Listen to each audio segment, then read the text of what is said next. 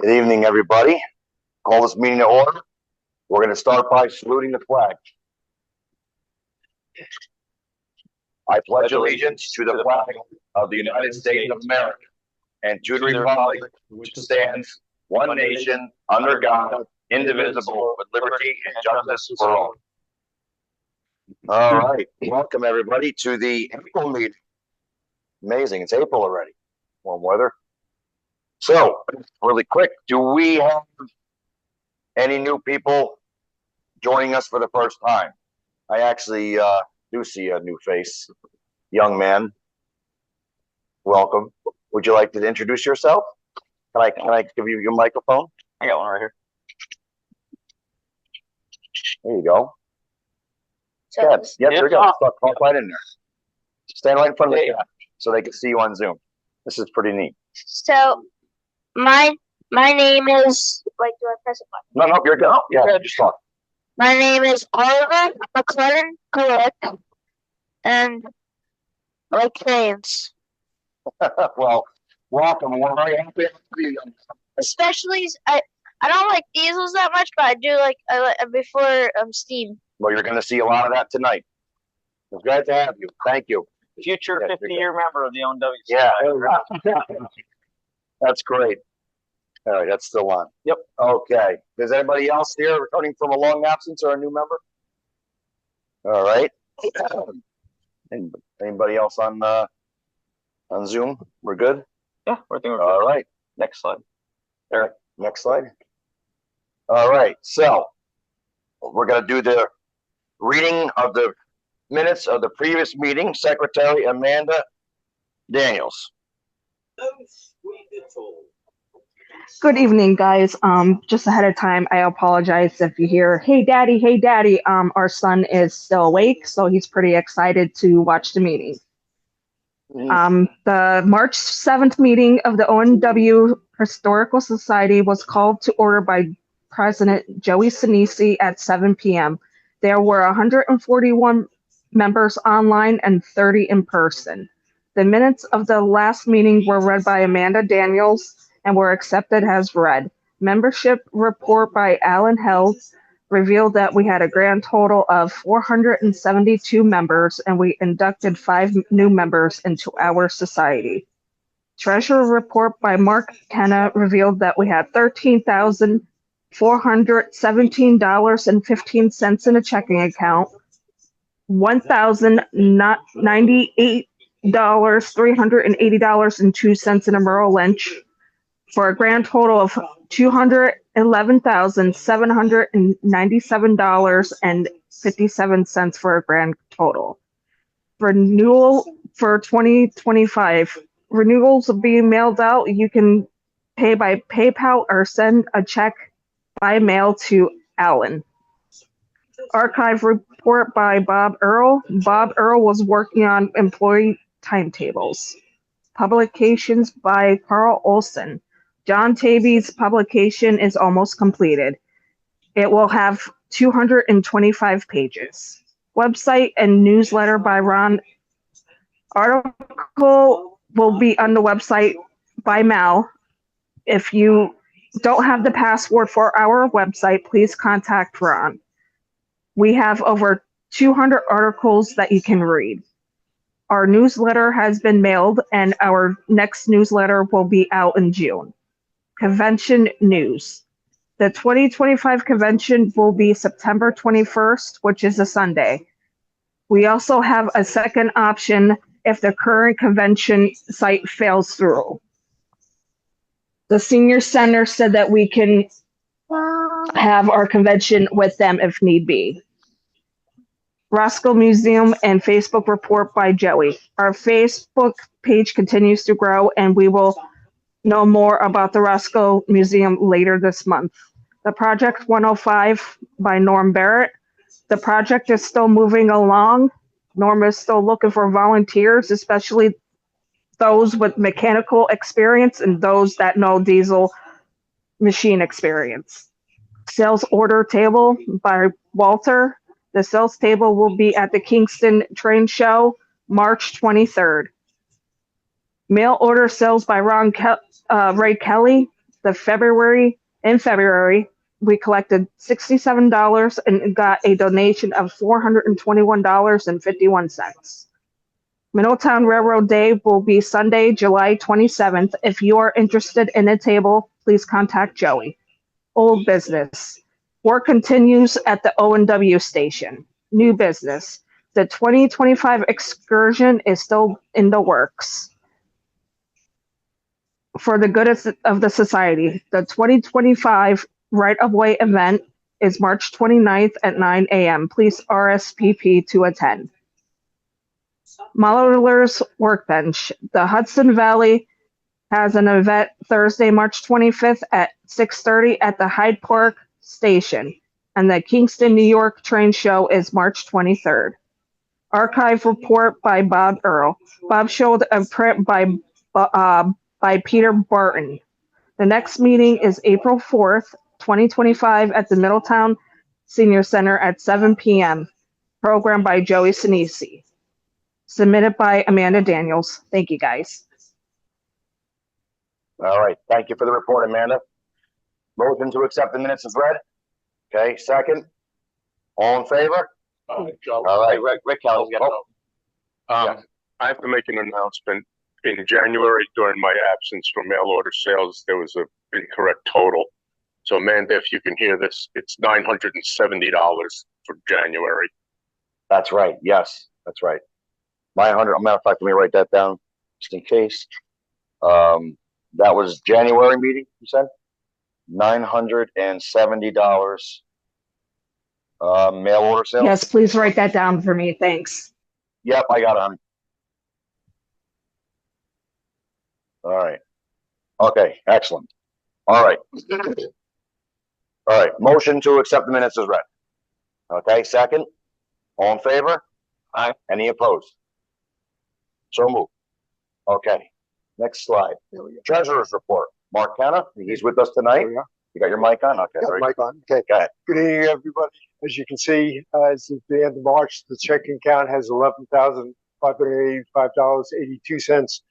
Merrill Lynch account $203,129.55 for a total of $214,715.37. And that total includes roughly 28,800 105 project donations that have come in and grants, but not yet to be spent. When it comes down to April with the printing of the Observer, that will be getting paid, so the balance will be coming down next month. That's it. All right. Thank you for the report, Mark. All right. Motion to accept the treasury report is read. Okay. Second. Very good. All in favor? Aye. All right. Any opposed? All right. So moved. Okay. Next. Membership report. Alan? All right. Happy to report. Our total membership is now at 478 paid members. We have currently for 2025, 91 members who have not renewed for a total percentage of 81%. We do have 5 new members to induct today. The first is Earl White of Forestburg, New York. Ralph Roba of Ostrander, Ohio. Sean Waltman is a returning member, New Paltz, New York. Glad to see him back. William B. Rhodes of New Paltz, New York, and William Fenner of Emerson, New Jersey. So new and returning. So if you've been returning from a long absence, we're happy to have you back, and we're always happy to have new members. So I'd like to make a motion to accept these new members into our society. Motion to accept. Okay. Second. All in favor? All right. Welcome, my friends. As a reminder for your 2025 renewal notice, the second notices will be going out probably either this month or early next month. But there's 2 ways to renew for 2025. Your membership is good through the end of the year. Either check by mail or a PayPal donation, and then you just send an email to that membership at Ontario Express. So if you don't have PayPal or you don't have the internet, well, I don't know how you're up on Zoom, or if you are in person, either send a check, find some way to get a hold of me. I'll really, any way you get it paid, I'll make sure it's updated. But with the Observer going out and all these publications and events, you want to be a paid up member, because we'll clean out the rolls come the middle of the year. So All right. Thank you. Very good, Alan. All right. Next, committee reports, publication. Carl Olson. You got your mic? Yep, right here. There you go, buddy. I'll just hold it. So first, great news. The 2024-25 Observer has been printed, bound, and it'll be ready to rock and roll next week. So it'll be out in the mail, and you'll be getting a cool package, a great book, 225 pages, and you'll have wonderful stuff to read. Maybe on a cloudy day, rainy day, it'd be really cool. The second thing is we need photographic postcards of the O&W for the new calendar. Now, Bill Schneider is our calendar editor, but we have to supply most of the time the photos so he can put them into the monthly calendar. And I brought some examples. I'm gonna let them use 12 of mine, but we need about 40 because out of that he's going to pick one or two per month, maybe even 3 depending on the subject, and he needs a front cover and a back cover. So if you have or know of anyone that has photo postcards, and you can send a copy of that to either me or Mark or Joey, it would be greatly appreciated. And this is what I mean by photo postcards. Yeah. So these are like real photo postcards. And you can see that they were made in a dark room.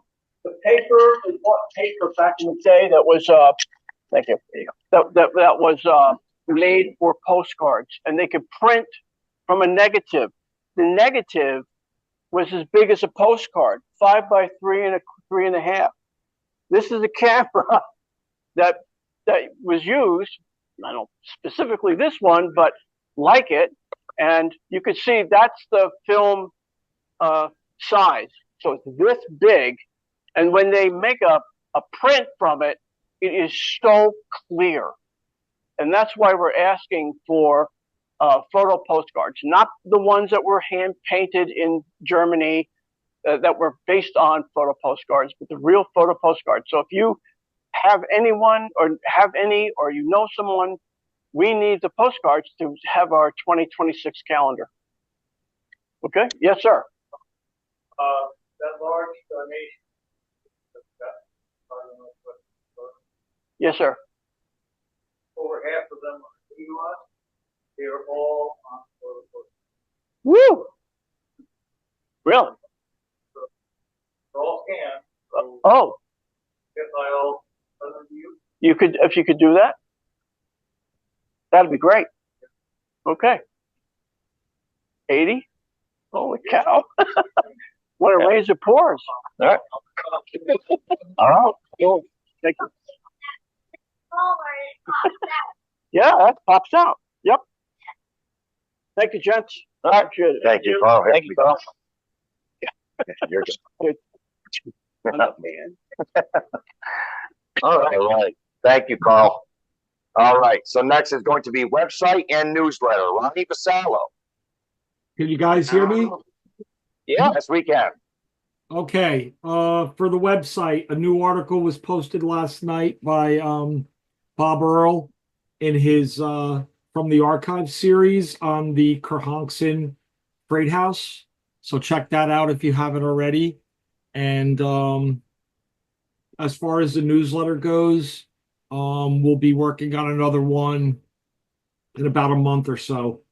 So expect that probably in, I would say, the end of May, early June. And that's it. All right. Thank you for that report, Ronnie. All right. So next, Facebook report. Facebook has been pretty hot lately with the restoration of the O&W station. A lot of great photos taken by our members. Bob McHugh, one of them, myself.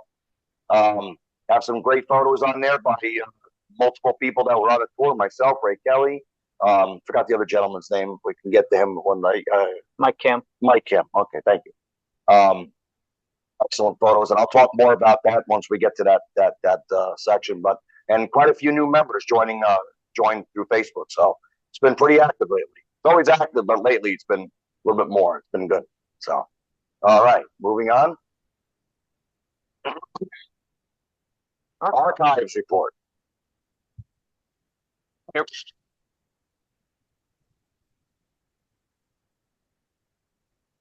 Archives, Bob Earl.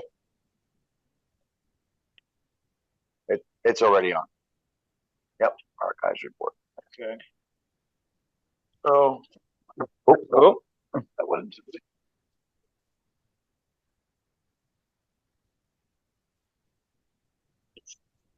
Right. that work? Yep, you're good. Yep. Okay. First off, the handout is, I know just had a auto tour on basically the day of the death of the O&W, The day, 68 years to the day. right? So, Thank you. It was surprising. Thank you. We have a whole bunch of, the railroad still had to run like a railroad right to the end. A lot of the senior people retired and saw the end that was coming, and they retired. And so this is a position to replace a guy by the name of Gross in the Kedoshia yard. And so you can bid on this if you're an employee. Everybody got one, or anybody need one? Okay, you can bid on this. Unfortunately, it'll be after March 17th, and you won't work too long because the railroad will be gone. Okay. So you got But anyway, 12 days of work. yeah, and we saw all kinds of. There must have been 15 or 20 of these that went on the last month of the railroad. They did it. Lastly, I guess a couple of the contractors that are bidding on the Middletown station contacted Jeff, and he's met with them and showed them what we have in the archives and stuff, and prints and pictures and stuff like that. Right. Whatever they need. Yep. So that happened in the last month or so, and it'll be ongoing for quite a while, I guess, until things get rebuilt. Yeah, I know they were looking for mostly interior shots. Yeah. So we have probably blueprints and everything like that too. So Yep, that's great. and that's the report. All right, Bob. Okay. Thank you. Thank you very much for that report, Bob. All right, moving on. Committee reports, Roscoe Museum. Well, that's a group photo that we took on the auto tour in front of the Roscoe Museum. They were more than happy to open it for us as an open house tour. Charlie Aracy and Christine, what's her last name? Can't remember. I can't remember. Whether you see them there, Charlie's got the overalls on, Christine's next to him with the O&W hat. They opened the museum up. They had the flashers going. You see the one light is lit up right there. And we got a first-hand look, and we got some updated information on the museum. And they're really struggling hard. There's really not a whole bunch of. I mean, they're getting people in there, but really, it's a financial struggles that they're having, as many other historical societies and organizations. But if the museum is beautiful, absolutely beautiful inside, with the work that they've done, everybody who went in there was more than impressed of the work that went on, that Charlie and them have done over the years. And I strongly suggest you one day take a drive to the Roscoe Museum when it's open. Bring your family, bring your friends, let them know, and stand by and support the museum. I'm going to second this. That museum is gorgeous, and the work they've done in there, it is a first-rate museum, and the level of the quality of the exhibits and the cleanliness of it. Absolutely. It's just, it's not like an average. It's a really nice museum. So, I think most of us remember if we went in the museum during the Ethel and Wilmer days, it was a nice museum. They've really done a good job since then. So if you haven't been there even in 10 years, it looks a lot different and it looks beautiful. So yeah, we are associated in the sense that we're both groups and clubs that have interest in the O&W. We're not we're not directly related, but we're a partner organization to them. We're going to support them just like they support us. And if you haven't been there, please go. They'll be open during the summer, usually during weekends. They have a hard time staffing during the weekends too. So if anybody lives in that region, they need volunteers too. So we're talking about possibly, eventually having another Roscoe day. Go up to the museum, have a luncheon, maybe a dinner at the Rockland House programs, maybe a tour of the area, and just to stand by and raise awareness of the O&W Museum and all the hard work they've done, and try to support them. So, when do they open? I think they're open on the weekends, but I don't think they're open like yet. Memorial Day. I think it's more. I think they open up Memorial. They say every year is the last year because they want to treat it like that because funding is in short supply and they need help. Really short supply. So, but again, it was just it was a wonderful time and a wonderful place to visit. All right, moving on. Next, we got the Project 105 by Norman Barrett. Okay, can everyone hear me? Yes. Okay, well, this was a good week for the 105. After a very lengthy delay in getting the head reconditioned, I was able to get it returned to me. And last week, on a week ago Friday, I found a local contractor, a local machine shop in Scranton, and I took it to them on Monday, and they said, yes, that's not too big for them to handle. And guess what? I picked it up today, completed, and it's back down on the 105, ready to get installed. They did a wonderful job, and they were very, very, very reasonable in their price. So I said, I'm thrilled over that. And fantastic. We got to get that head on and get things buttoned up so that we can flush out the block and the water lines and everything else. But once we do that, then we'll be in much better shape and move along at a really, it's like 3 steps ahead, you know. So I'm expecting hopefully as early as next week, we might be able to get back on some of the other smaller things. I'm in the process of prepping the cab for interior paint. Our newest member there is continuing with his tracking of the electrical lines. He actually worked there one day last week and tracked some more for these are a few hours. And like I said, there's ongoing progress. It's been a little delayed partially because of my situation, my family situation this past couple of months. But otherwise, like I said, there's a couple guys took vacation, went to Florida and stuff like that. But everybody's coming home, and we're going to get right back at it again full time. So the other good thing, and Alan, I don't know if you got my last email or not, or last message, but the O&W whistle that Dan Myers was kind enough to let us use for Steamtown for the Baldwin 26.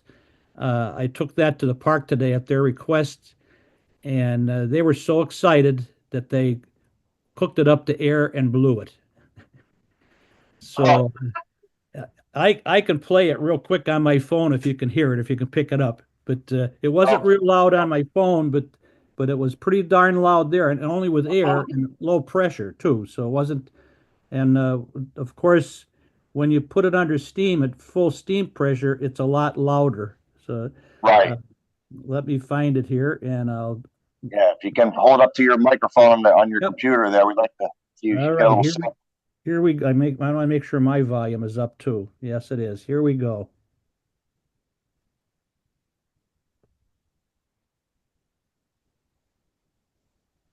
Yeah, no, I don't have it on. Hold on a second there. But anyway, I got to unmute it. That's it. I'll play it again. Yes.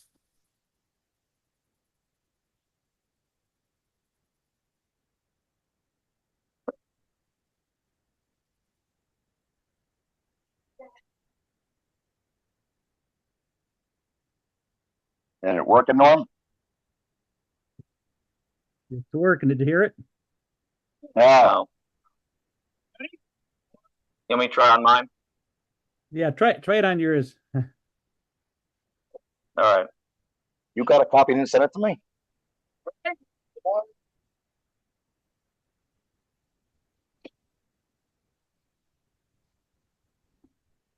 Hold on.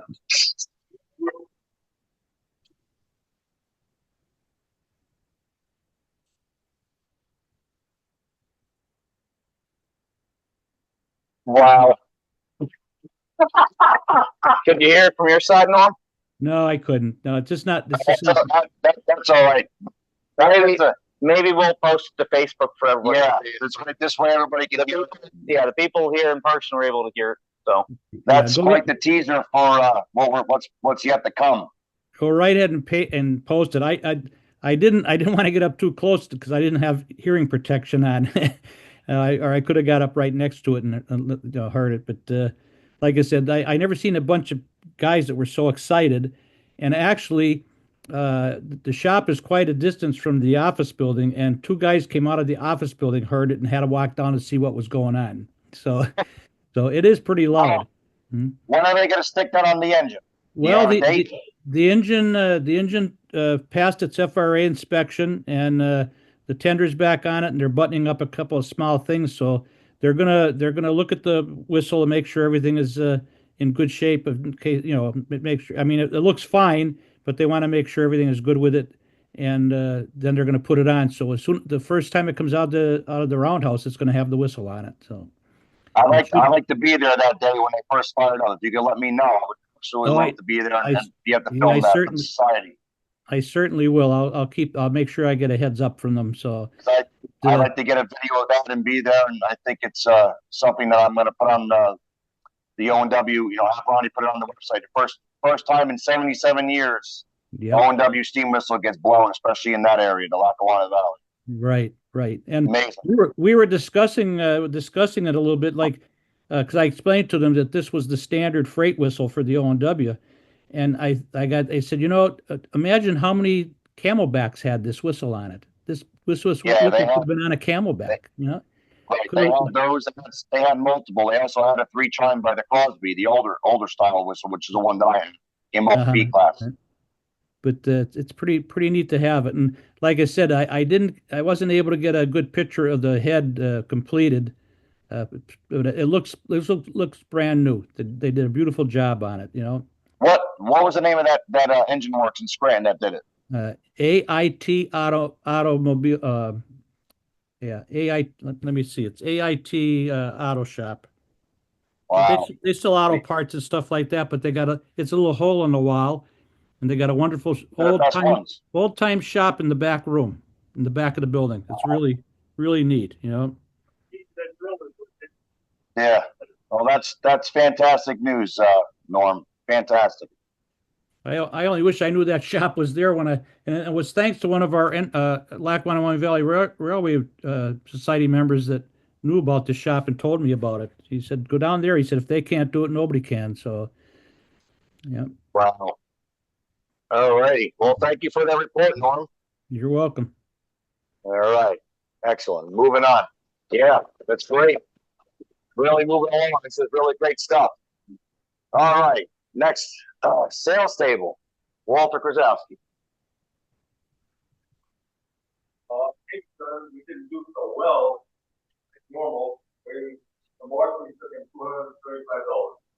$235. That's better than nothing. Holly will be April 13th. Okay. Very good. I'd like to add to that. So Ray Kelly generously brought in some old calendars from the archives, right? So we have in-person free calendars from previous years. Yep. If anybody online or another incentive to come and show up to the meetings in person, we've got free calendars. So yes. All right. Next, mail order sales. Ray Kelly. And good evening, everyone. For March, we took in $375. Very nice. Awesome. Thank you for that. All right. Moving on. Any old business? Well, see in the picture here, the station, and you can see the North Tower before and no North Tower now. And don't get discouraged, because that has to get rebuilt as close to original as possible, using as much original as possible. There's a lot of controversy that, the North Tower came down, that's the end of that, whatever. No, that's not true. This station has to be rebuilt as close to as possible as original as they can, right down to the last usable brick and piece of wood. So just, what's that? Those, and that's another thing I wanted to bring up. So if with the pictures, you've seen what looks like a giant scaffolding that's made out of metal. It's actually, I spoke to one of the guys. It's not. It's actually for just what you said, stabilization, building stabilization while they work on it, which I believe, because they dug up, they poured like 4 feet of concrete on that with that stabilization bar. So you see more there. So basically, where the North Tower was, best way I can describe it, Picture this as like a 1970 Chevelle Super Sport, and you got a rotted quarter panel. You got to cut out the rot. You got to weld a new one in. You got to blend it in. When you're done, it looks like it's original, but it's not. Well, this is going to be a mixture of old components that are salvageable and new components once it gets put back up. And that goes for the whole building, not just North Tower.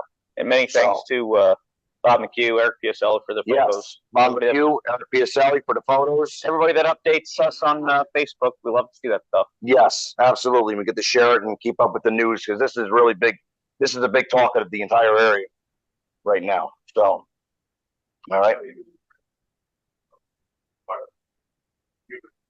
Yeah.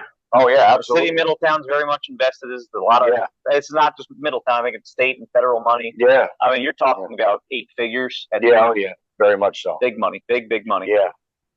All right. Moving on. Any new business? So, update on the 2025 excursion. We had our first excursion committee meeting on, I think it was last night. Maybe it was the night prior to that. The night before.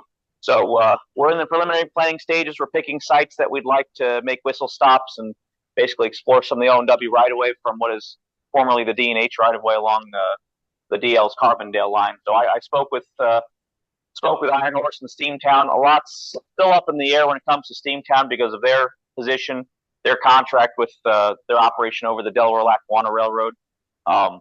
Some stuff like insurance concerns. They're going to have a little bit of a late start this year. So our fingers are still crossed that we'll make this happen.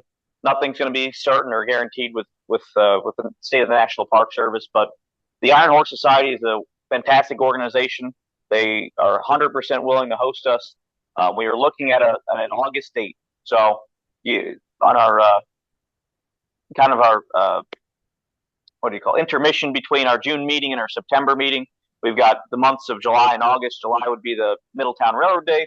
And theoretically, August would be like the excursion. So, we figure we'll have 150 tickets for sale. We'll go. It'll be steam powered. We'll go up the Carbondale line. We'll have a presentation in Carbondale, or we'll have a presentation or booklets along the way with maps and photos. And we'll make stops, and we'll be able to do almost like what we did with our driving tour, except we'll be doing it from a steam locomotive. So they're blowing an O&W whistle. So it'll be a blast. Yeah, it'll be a lot of fun. Yep, right. We look forward to that. That's all I have to report for new business. All right. Anybody else new business? Yes.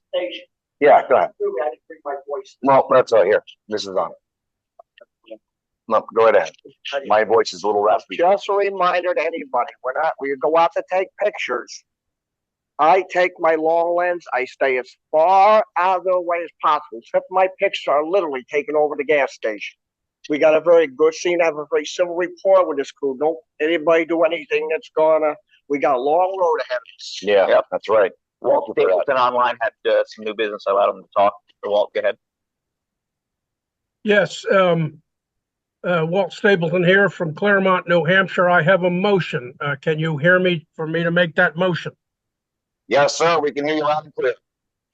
My motion is that our society render some financial assistance to the Roscoe O&W Museum in some amount that the officers and board of directors can study and feel is appropriate to meet the need. What do you think? I think it's something we should bring to the board. I think it's something we could talk about to the board of trustees at the next board meeting. So, but you need a second on that and discussion for you to proceed with that study. Okay. You second that? That's something we could bring up at the next trustee meeting. Oh, Mark is tied in or not. He's over there looking at stuff. Well, all right. So who wants to make a motion to take this discussion further to the next trustee meeting? I'll second the motion. I think it should be brought to the board of trustees. Okay. All right. All in favor? Aye. All right. Any opposed? All right. So moved. Thank you for bringing that to our attention, Walter. Thank you very much. He can't hear you because you got no mic. That's all right. No, I don't know. At the Claremont County Court. Okay. That's all right, though. Anyway. All right, moving on. Thank you for the society. This was probably this is the driving tour, the big event that everybody's talking about that recently happened, which was the absolute. It was 100 times better than what we expected. Alan and I, we were in the getting a tour of the Liberty Mountain Rare Club, and John is here. Thank you for opening up for open house for us, my friend. That was my first time ever seeing that layout, and I was just blown away by it. You guys are just done such a phenomenal job with that. That was incredible. And we were talking, and more people come walking in, and then more and more and more and more. And I don't know, looked at each other going, "This is going to be a good day." So we called at 9:30 to come outside to have a meeting about how we're going to do this, where we're going to do this, and respect private property, and you know how. And we took this beautiful group photo with Mr. O&W. And I remind you that this was 68 years to the day of the railroad shutdown. So it was a very special event. If we can go ahead and hit that keyboard. Here's some pictures taken. Yes, I brought an O&W lantern with me on the trip. We were in the lead car. I had the lantern, and Ray Kelly was playing our caboose. We actually were able to call in on cell phones in each car because we carpooled. I think we had 7 or 8 cars, nine cars in total, with everybody riding carpool with each other. And each car, everybody had their cell phones on, which were completely dialed in on a conference call to Alan's in our lead car.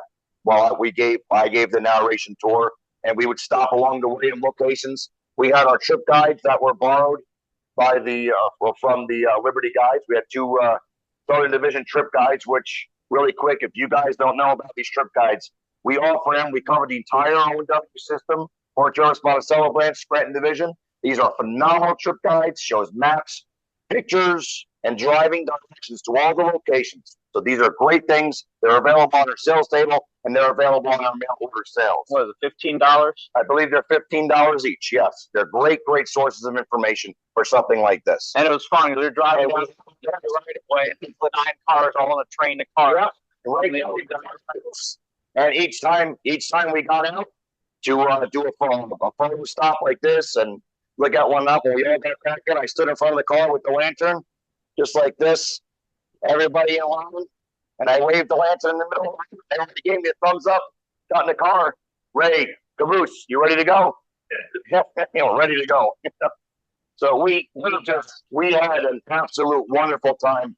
The pictures, for an example of pictures, this is a great Ray Kelly shot. This is Fox Mountain Road Bridge before on the bottom, and then after. This is coming into Parksville. That's the new extension up on the top where they cut, Route 17 out in that new spot.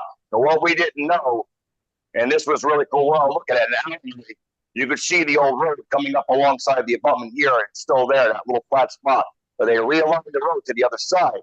What we didn't know is we're all down here looking. We're standing on the abutments to the original, the base of the original abutments that are still there. I thought they cut all out. We didn't know it was still there. So we all jumped over, started coming down and looking there and taking pictures. We're all excited. But Ray was able to come down here and pretty much get in the exact same spot as the photographer all those years ago up to the top. And we did this the whole, from Liberty all the way to Kedosia and then into Hancock. You can hit that button again. And then this. Oh, no, that's good. Go up there. Oh, go up one. You got it. Oh, no, he got it. Oh, yeah, go. There you go, right there. This was at Young's Gap. It was one of our first major stops at Young's Gap. And then this is Kedosia Station right here. And what was great was when we finally got a head count, I called the head to the Roscoe Diner for lunch. Told them we're going to be there between 11:45 and 12. And we got there 10 to 12. And we all sat down, you see right here. And I all gave them a nice big toast. We all did a salute and a toast to the O&W and the men and women who served on the O&W. And then we finished the tour in Hancock in the cemetery with multiple O&W employees, former employees are buried. And that's the grave of the legendary engineer O&WRHS. And I gave a little sermon and the eulogy to all the men and women on the O&W. And we ended the tour from the cemetery. But it was an absolute wonderful day. Everybody's still ranting and raving about it. If you go on our Facebook page, you'll see amazing photos by Ray Kelly, by myself, and by Mike Cam. Mike Cam's got about 60 photos on there of the trip.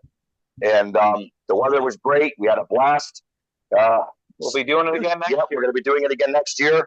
We're talking about coming back to Kedosia and going up to Norwich into the unexplored territory of the O&W.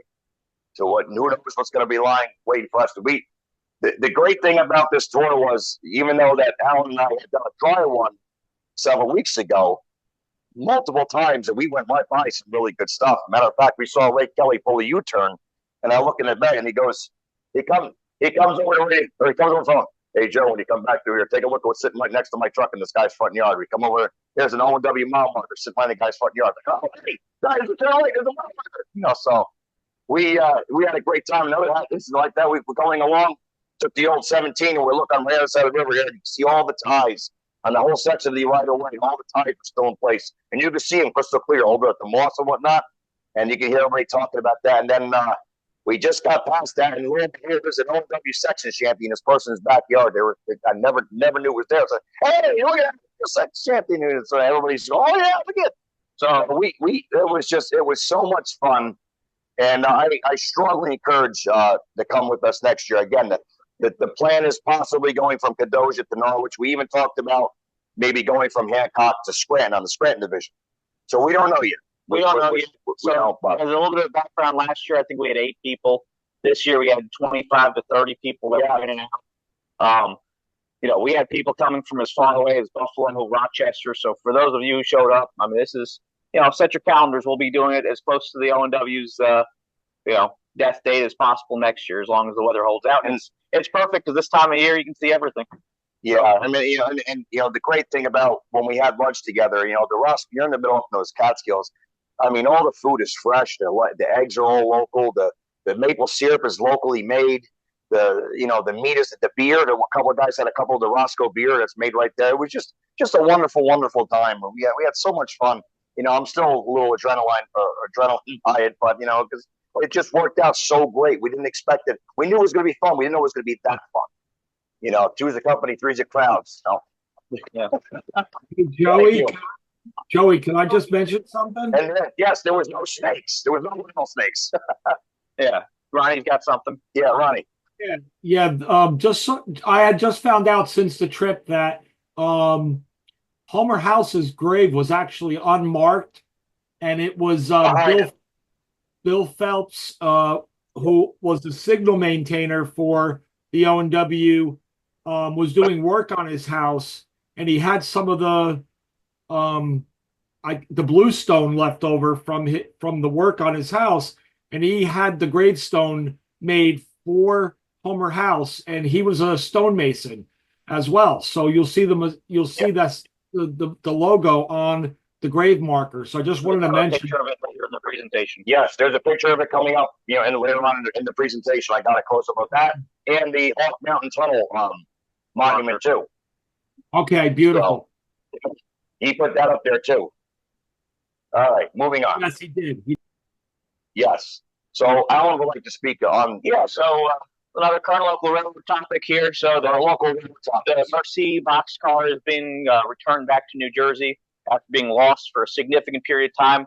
This is one of the boxcars. Each state got one that was donated or gifted by France following the end of World War II. And you never know about these things that you find coming out of the woodwork. So this is a boxcar that they found in the World War I Museum in Kansas City. And the O&WRHS out of Boonton, New Jersey, is taking donations to get this returned back to New Jersey. So it'll be a multi-year project. They're looking for donations. Just one of those cool things that you never know what you're going to find. Yeah, so, this is a vintage French boxcar that had little four-wheel truck. They found it in Tennessee. I can't remember. Yeah, I don't know the story. I can't remember. It was brought to Kansas City. Nobody really knew anything about it until people did some research and found out, yeah, this is New Jersey's boxcar. So yeah, very cool. So it's coming home. Other current local railroad topics. So a plug for another partner group of ours, the Maybrook Railroad Museum. They'll have their opening day, April 26th. A couple of veteran railroaders giving talks there. So if you live in the area and you want to stop in the Maybrook Railroad Museum, they've got all the information here. I think Joe gave a talk here, our June meeting of last year. I believe so. So we're very appreciative of that. And again, we're always here to support our partner groups. So that's right. Other current local railroad topics I want to include. So In Orange County, there's two rail trails that are being constructed right now on long abandoned right-of-ways.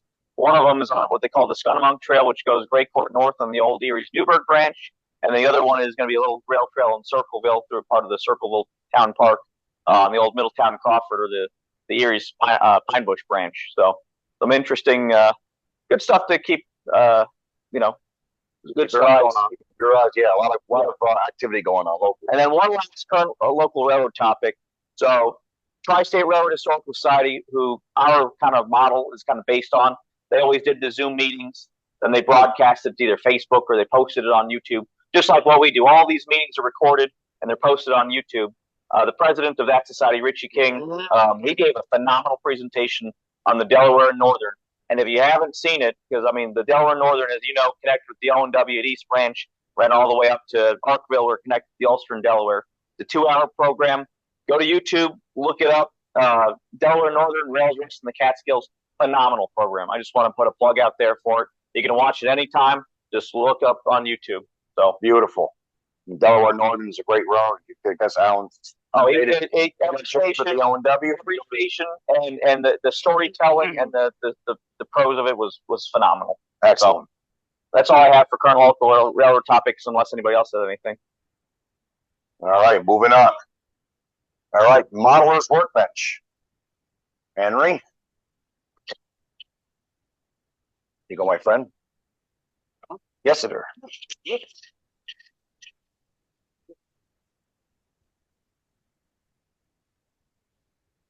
Right. Oh, you just hold it. You're good. Just hold it. You're good. Try it again here. Oh, you're good. Yeah, Go hold it. Yeah, just hold it. Okay. Well, good evening, all. I have a couple of events to plug here. First one is our next meeting of the Hudson Valley Division of the NMRA will be this coming Saturday, April 19th, at the Mahoapak Library. It's across the river. Start time is 11 o'clock. And after the business meeting, Doc Wiseman, who is a military modeler, will be showing a clinic on building and grounds. So it should be a good meeting. And this is a continuation of a presentation he gave back last year. So if you're interested, you can let me know and I'll give you more information, or just stop by. So that's April's meeting. In May, we have another division meeting on Saturday, May the 10th. This one will be at the Goshen Public Library, and the meeting at that time will be at 1 o'clock. After the meeting, we'll have a quick business meeting, and then Alex Pinterest, I guess I butchered his last name. Oh well. And he'll be giving a presentation, and this topic will be Campbell Hall Junction, the Hudson Valley's Forgotten Railroad Nexus. And probably a lot of you folks have heard Alex speak at various venues throughout the area. He is an outstanding speaker, and he'll be there to give us a presentation. So if you want to see Alex's presentation, it's free of charge. Just stop by the Goshen Library. So those are the meetings for the NMRA. Next slide, okay.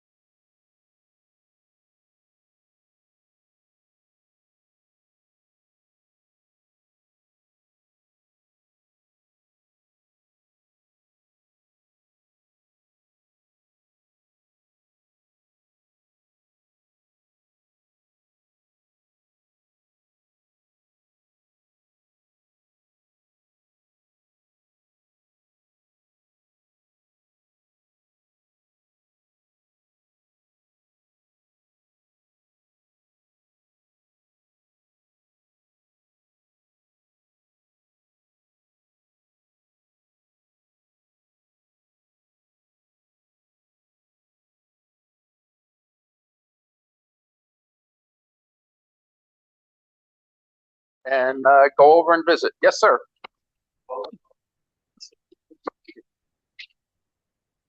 Oh, sure. This will be on our website. And for additional information, the website, their website is right here.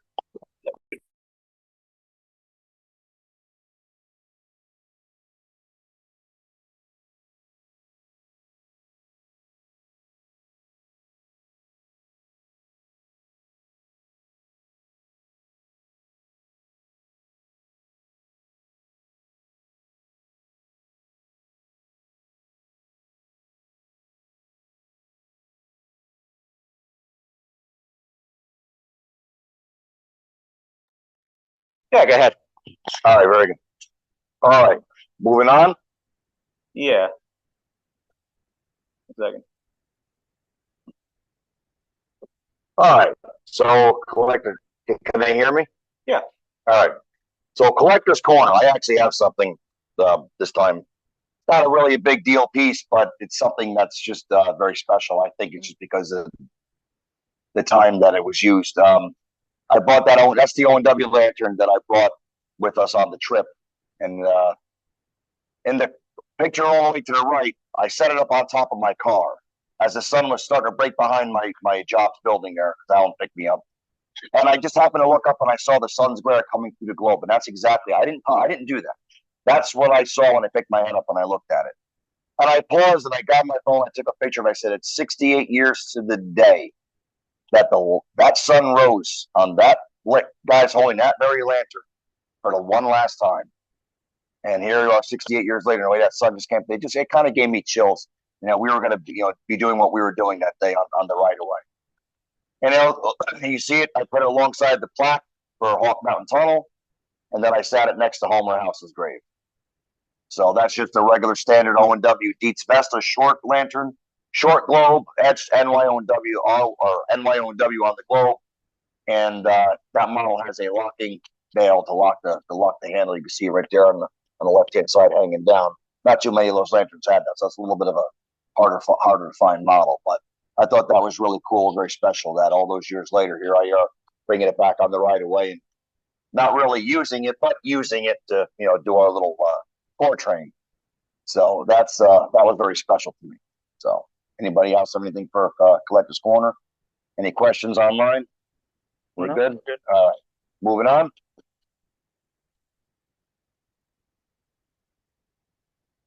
Click it.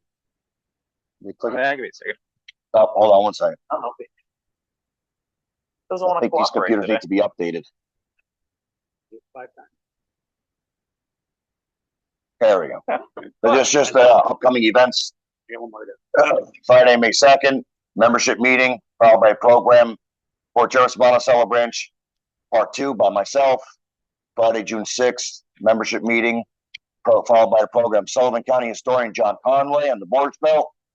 And July 27th is our Middletown Railroad Day, which, by the way, if anybody wants a table, whether if you're a vendor or a display, please reach out to me via email or live, and I'll get you down for this year's Middletown Railroad Day. And hopefully we can have another great event like we did last year. And then August 8th, the O&W Steam Excursion, which we talked about, and then more stuff to be announced. Go ahead, continue. And then this is end of our business portion of the meeting.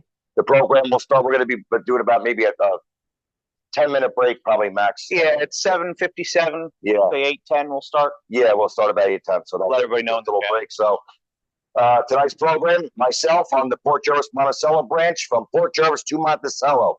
So with that, motion to adjourn the meeting. All right. Second, all in favor? Aye. All right. Take a 10-minute break. Get all set up. So Alan has to leave tonight. So I'm actually going to I got both computers in front of me to do the program and to answer some questions. So please bear with me. My voice is a little raspy too. So this is yesterday and today on the O&W's O&WRHS and Monticello branch. This program is basically historical photos, maps, and whatnot, and relevant to what they look like today. You get a lot of questions about the right of way and where things were and whatnot. So I made this program back, and I believe it was 2000 and I want to say 2011, 2012, I made this program. And all through the years, I've had multiple pictures that have shown up, some never before seen. Some things have even changed along the right of way since I've taken these photos, but I will explain them as I go along. So, and I have the laser pointer here, so you can see. So, all right, next. Some photography that you're going to see by Mark Cohen, Bob Collins, Cal's Classics, Railroad Enterprise, and multiple others on here. Great photos by some great photographers of old. So here we got a O&W system map from 1890. All right, here's your O&W. And here's the Port Jervis and Monticello branch. And in this year, 1890, it is still its own independent railroad, the Port Jervis, Monticello, and New York. That's why it is not highlighted. Note the Ellenville branch is still there, but of course that was original New York Oswego Midland. The Kingston branch has yet to be built. That doesn't come in until 1902. And before I start this program, this railroad was built as an independent railroad in 1871 as the Monticello and Port Jervis Railroad, which ran from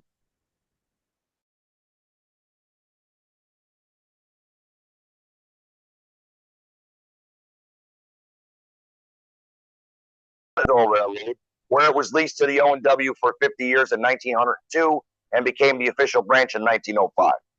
And I want to say a special thank you for the following people who made this program possible: George Shamus, Carl Olson, Walter Krasowski, Jeff Otto, Doug Barbario, Ray Kelly, John Tabey, and Robert Dunn. But most of all, I want to thank my grandmother and both of my grandfathers who had to put up with my love for trains their entire lives, or pretty much. So, and I say I salute you. There's a picture of me on March 29th, 2018. Arnold Restivo and myself.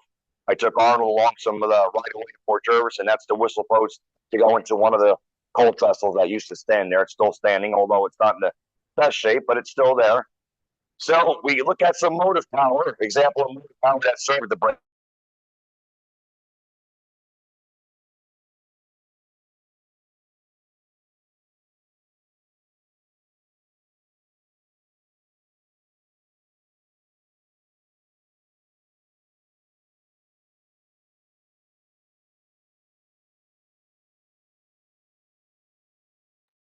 Joey, sorry to cut you off. There's no audio again.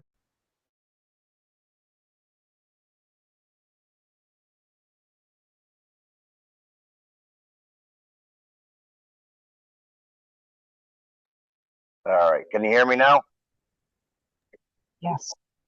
Okay, I have to. Okay, I know what to do. I don't know why this computer keeps on doing that, but I know what to do. I apologize. So, going back, the O&W Dixons. Yep, I got the audio is back. The O&W Dixons were very, very handsome engines. This is an example of one of the 260s that served on the branch. And I just lost the dang meeting on this computer. Anyway, I can't worry about Zoom. I can hear you and see you just fine, Joey. Oh, okay. Well, the what do you call it? On the other computer here, it just went out on me. It's saying joining the webinar, timing out, browser reach. I'm gonna. That's okay. You're still sounding fine. You keep rolling. All right. Thank you for being there, Alan. All right. So this is the Dixon 280s. This is the 177. At one time, they were the backbone of the railroad's heavy freights. The old 260, the Dixons, they lasted until the mid 1930s, where they were scrapped, and a couple of them ended up with slow back tenders for no front cow catcher, and they were used as what do you call it? Yard switchers. So, and take a good look at this engine. You're going to remember that number 177 later on in the program. But look at that smokestack. Look at that big fancy curve in that smokestack. Again, they were just beautiful engines, and a little dangerous. Two of the boiler explosions on the O&W were the Dixon 280s, the Dixon Hogs, as they call them. Dixon Hog. Here's another one. There's the 151, Dixon Hog 280. They were probably some of the bigger, larger power that was seen on the branch line. Then you got the handsome 440 Camelbacks. There's the legendary O&W engineer William Harding right there, father of the famous Robert Harding, who took a lot of photographs along the railroad through the years.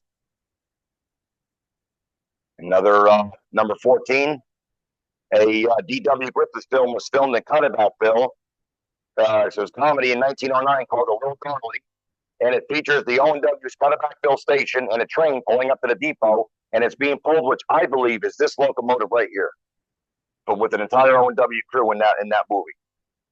So here's another homemade job, number 140 on the turntable. And then later on, O&W number 24, that was a frequent visitor to the branch, which we all know at 24 because it got sold to the Middletown Unionville, became the little number 6. There's that Ford Model T fan that they stuck there as a little pinwheel on the below the headlight. Yep. And then you got some U-Class. Here's the U-Class 260, U-Class power, beautiful engines. The U1, 460s, very nice engines. After the rebuild, you got 44 tonners that went up the line. Matter of fact, we found some paperwork that shows that they were double-headed up to the Monticello branch. 244 tunnels double-head. And then this is East Main Street Station. That's the United States Army engine. That actually, we found paperwork in the archives that shows that that goes up to the branch engine. This is 1950? Yeah, 1950. Engine 119 run extra, Somerville to Kingston and return to Somerville. USA engine 1368 run extra, Summitville to Port Jervis to Monticello and return to Summitville Freight House. So there's the evidence that that engine ran up the Monticello branch. You got the NW2s, and then you got the FTs, which they did not go on the branch looking anything like that. Most likely they did not go on the branch at all. They were too heavy. But here's the FTs in Port Jervis, but they are on the Erie Railroad main line. Due to that famous wreck in Cooks Falls in 1948, the trains were diverted down the Port Jervis branch on the Erie main line to the Wyoming division, to the Scranton division, where they got back on the O&W. However, they made a slight correction. They did not go down the Port Jervis branch, as we know, because they were too heavy, but they actually got on the Erie all the way as far as Middletown. Come down to Erie from Middletown. But nevertheless, seeing an O&W freight right smack in the middle of Erie territory was pretty cool. So I had to throw that in a branch. And then that view was taken from the West Main Street Bridge, which has been rebuilt. But here's another view of it passing the other side. 1948 was the final year of steam on the O&W. Steam still reigned on the Erie up until 1954. And you can see up here, that's the remains of the D&H Canal right up there, which is now a hiking trail in Port Jervis. All right, here's a nice little map of the railroad, Port Jervis and Monticello. So you got Port Jervis, and then we're going to go up the line. And you can see right here where it splits off. Why is there two? Because on the right side was an extension that they built to Summitville later on in about 1886, 1887. The railroad original right-of-way curved off to the left right here at Huguenot, right through Port Clinton into Rose's Point, bent to Rose's Point, and then from Rose's Point, it went upgrade all the way to Monticello. That's your original railroad right there, the old Monticello in Port Jervis, which was referred to as the old Monticello. So right there, 1902, when the O&W takes it, they spent a couple years doing upgrades to the line. One of the biggest upgrades they built was a cutoff, the Valley Junction cutoff, right there, you see, on the laser point. Save trains are having to go all the way down Port Jervis, have to backtrack all the way back up to get to Monticello. Once they did that, in 1904 was complete, they abandoned the original right-of-way from Rose's Point all the way to Huguenot. So that section to the left there was removed in 1904. All right, I'm going to flip this over so you get a view of the grades. Here's the right-of-way Port Jervis going all the way up to Somerville. You can see it's a very flat, real level grade. However, I explained to you the Monticello branch was a very increased grade, going all the way up from Rose's Point to Monticello. As a matter of fact, there was a story on the O&W where the locomotive broke down and people boarded a flat car and they hit that flat car and it went so fast down that grade it drifted all the way into Port Jervis. That could have been something like out of a Buster Keaton movie. Anyway, all right, here we go. The Summitville shuttle train getting ready to make way at the Erie Railroad Station in Port Jervis. The year is 1903. The year after the O&W takes over the branch. You can see this is quite interesting to see an O&W train in front of the Erie Station on the main line. But this is the way it was. They didn't have a station in their Main Street yards, which you're going to see in a little bit. And I do have the names of all these gentlemen. I have yet to add them into the program. Another view of another shuttle train. Going to make way with number 4, right at the Erie station in Port Jervis. And then we got a locomotive here doing some tank car switching, most likely interchange work where the Erie would bring in the tankers and the O&W would take them up on the line. This is down there where the Texas Lunch Restaurant is today, in that vicinity. Okay. And then after the O&W started to run on the branch in 1905, after their official takeover, they tore down the old freight house that was located on the old Main Street yards in Port Jervis and built a new freight house right down on Jersey Avenue alongside the Erie Mail Railroad main line. That's that freight house, which was there from 1906 right up to the railroad's end. Those barrels are from the Deer Park Brewery, where Deer Park Beer and Ale, all those barrels are all from there. They would load them up. There they are again. Another view. This is out of our trip guide from 1909 picture. And the shot, this is about 1955. Getting towards the end. Very rare shot of the inside of the view of the freight house in early 1900s. I always love these pictures. You always look around in the background, you see some pretty cool stuff, clipboards and maybe a lantern. Look, there's a lock with the key. It's pretty good stuff, but very rare shot of the interior of the station. This is about 1956, 1955. There's several pictures that I use from different events. You'll see the Apple Blossom Special on here. You're going to see the pictures of the original Whistle Stop Tour. You're going to see pictures from some local freight work towards the end of the railroad's life.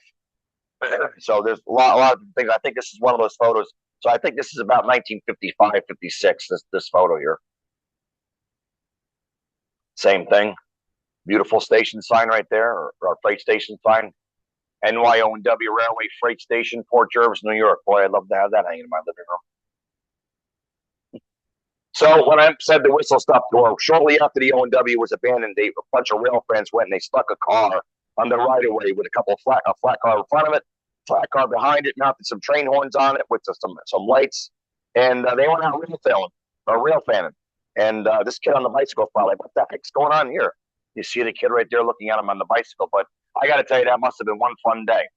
So when the O&W went out in local rural areas like this, the Erie Railroad took over their operations in the center of Port Jervis. Anything out of the Port Jervis was abandoned. These tracks lasted right up until probably very close to the mid-1960s. And you'll see some photographs here pretty soon. So here's a map of the O&W in Port Jervis. Here's the Erie Railroad main line. This is Jersey Avenue right here. This is where the O&W freight house is. You can see how the O&W curves right alongside the Erie. Then there's a whole horseshoe curve, very similar to the way the Erie came into Middletown. Big horseshoe curve right here. This is Ball Street that housed the Port Jervis Traction Company. This was a coal trestle here, another coal trestle over here, Williams Coal Pockets. And then you had East Main Street, and here's the East Main Street yards. Let me get you another close-up. This is a close-up of the other side where the freight house is. This is where Neversink Lumber Company is located today on Jersey Avenue.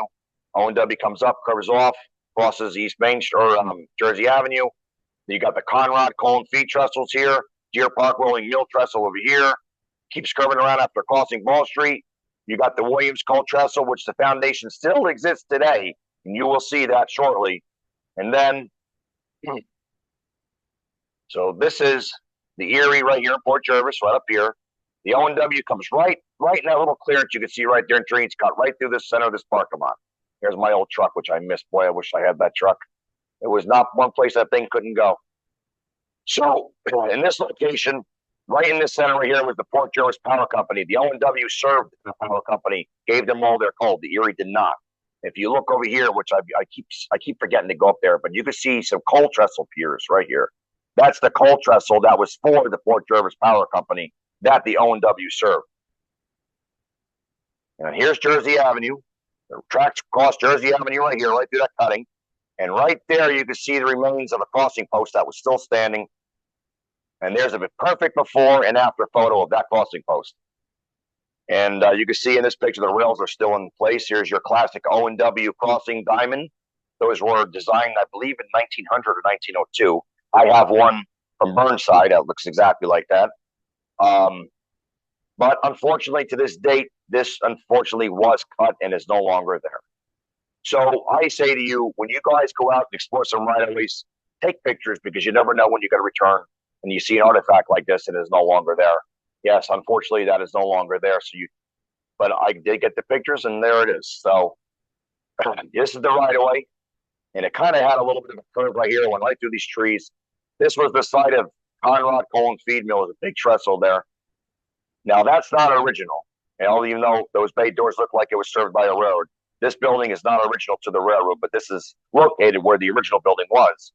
And in 1914, they had a major disaster here where the blizzard, the Great Blizzard of 1914, caused the buildup of ice on the diamond on Ball Street between the O&W and the Port Jervis trolley line.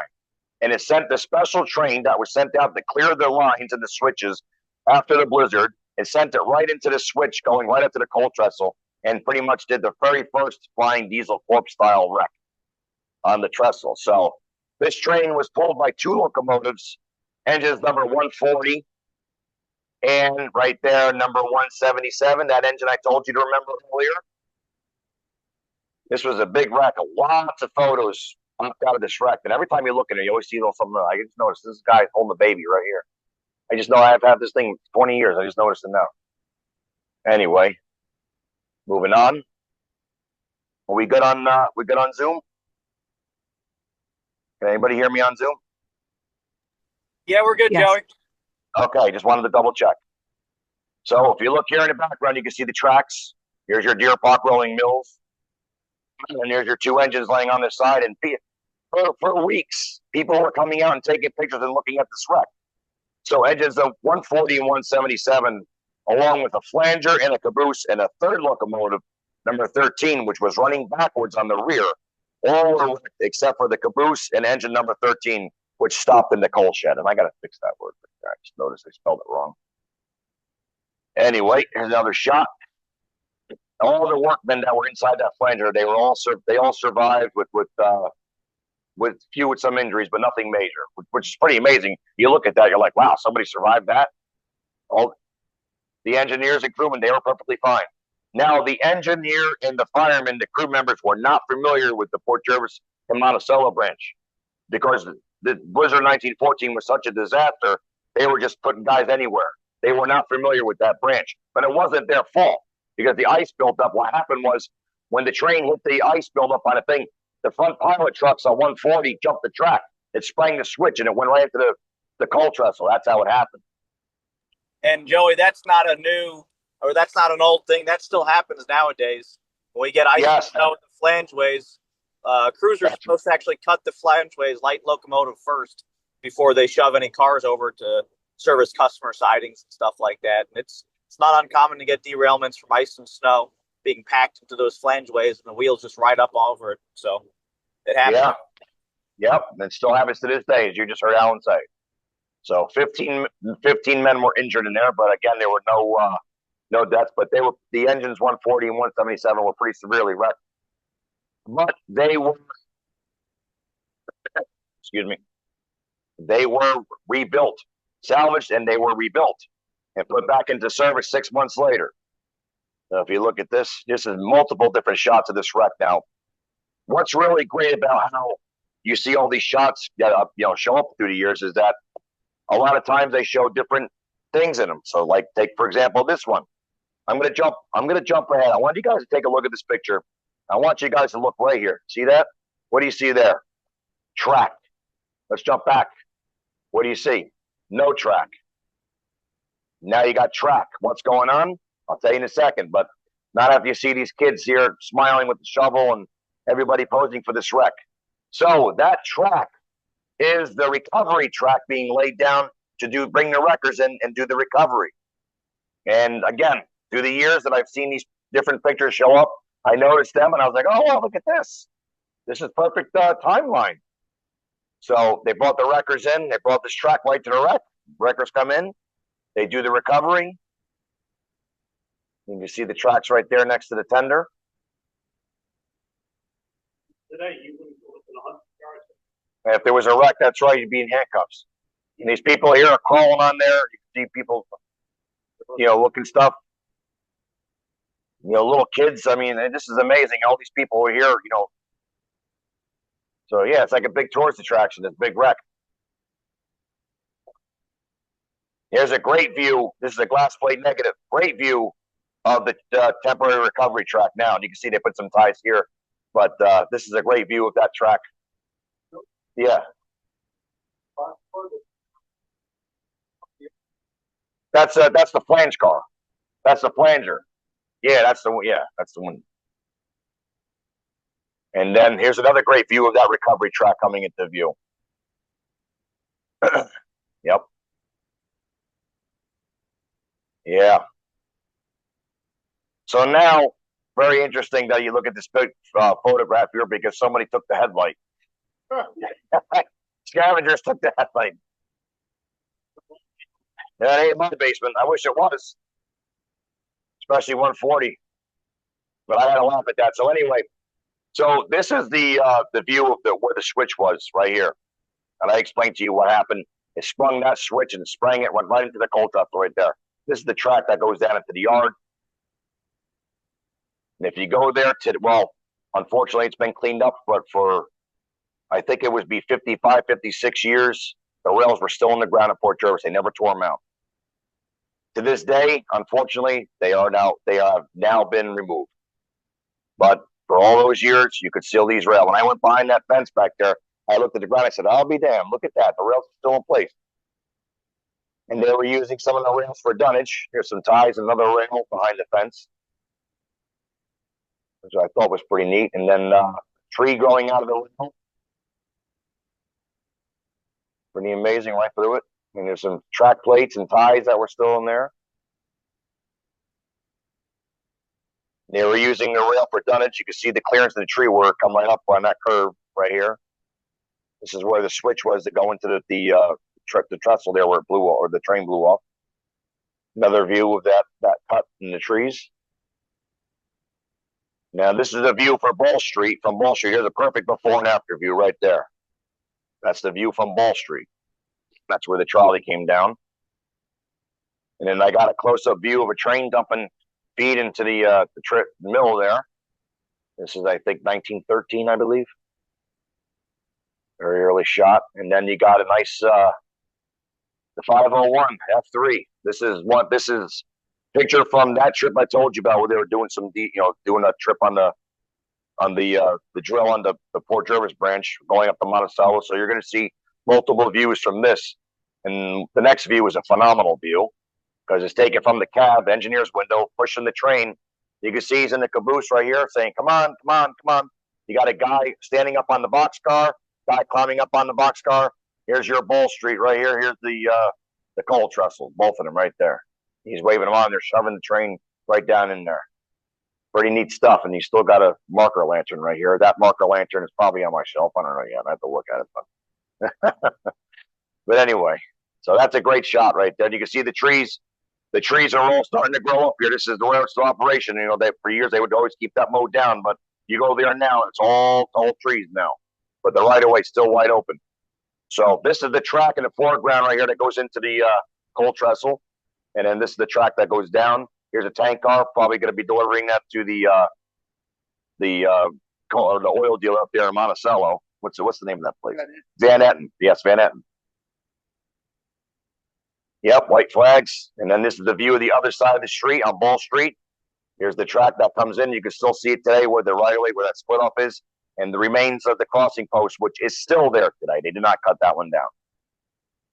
So and the tracks curve to the left on there. You can see right in that picture there, curve to the left. There's a close-up of that crossing post. And you can see that switch where the train came, or the tracks came right into that lower view right in there. Here's a view from Ball Street, the Jack Farrell special, 1944.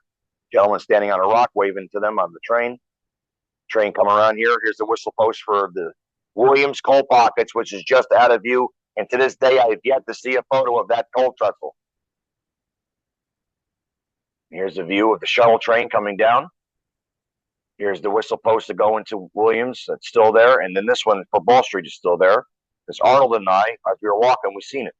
Although it's fallen apart, but it's still sticking out of the ground. Pretty neat stuff. So this is the right of way right up here behind these trees. You can see that flat right of way right up in there. My grandfather used to walk that when he was a kid. He used to tell me about that was damn steam trains used to throw cinders in my eyes and boy, they'd burn. Well, what are you looking for? Anyway, here's that whistle post you saw earlier. This is the whistle post that went in around that bend to warn people of that switch that went into the Williams coal truckle, which is still there today. You see those big piers there on Barcelona Street. In 1887, the Port Jervis Monticello, New York, number 3, hit the switch that was sprung open by some kids and rammed into the shed and hit a car that was parked inside the shed, crushing the engine's cowcatcher. O&W never had any luck with coal trussel. So moving on. So now we're up on East Main Street. So here's the O&W that comes right through these trees. To the date, about 100 feet in, they extended this, they filled it in, they built a house in the backyard and the fence right on top of that right away. But it's still open right here, and it's open on the other side, but it is cut off, which now you kind of have to kind of walk around if you want to walk it. But there's the about 1964 shot of what was there on the other side of the road. These tanks were there for many, many years. It was quite a few oil and fuel tanks that were there for Standard Oil, Go Gas Company, and whatnot. You can still see the tracks in the ground and the switches. Walter, I believe you walked over there. You took some pictures at the same time. You found a lock laying on the ground, switch lock. But anyway, yes, the Port Jervis Middle School today is located right here, right off to on the right hand side. And there's your view today. My truck is parked right where the tracks are. And this is the side of the East Main Street Yards, which is now Gray Parker's funeral home. For many, many years, those oil tanks were still standing. They came down, I want to say, probably the mid-90s, if I remember right. But I spent a lot of time there watching my cousin play football. He was on the Port Jervis Red Raiders. Running around as a kid, I had no idea I was running on an abandoned railroad. If I would have known that, I would have been over here in the weeds looking for spikes instead of watching the game. Anyway, here's a close-up shot of the East Main Street Yards. Over the years, this changed. At one time, they had an engine shed in here. They had a little still had a Y in here. They had an ash pit in here, which they filled in later on. There was a ice house in here, a water tank in here. But there was a little bit of a hopping little place here. Here's a close-up of some of the businesses. Like I said, you got Go Gas Company, Texas Oil Company, Standard Oil Company, Atlantic Asphalt Refinery Corporation. They're all located in here.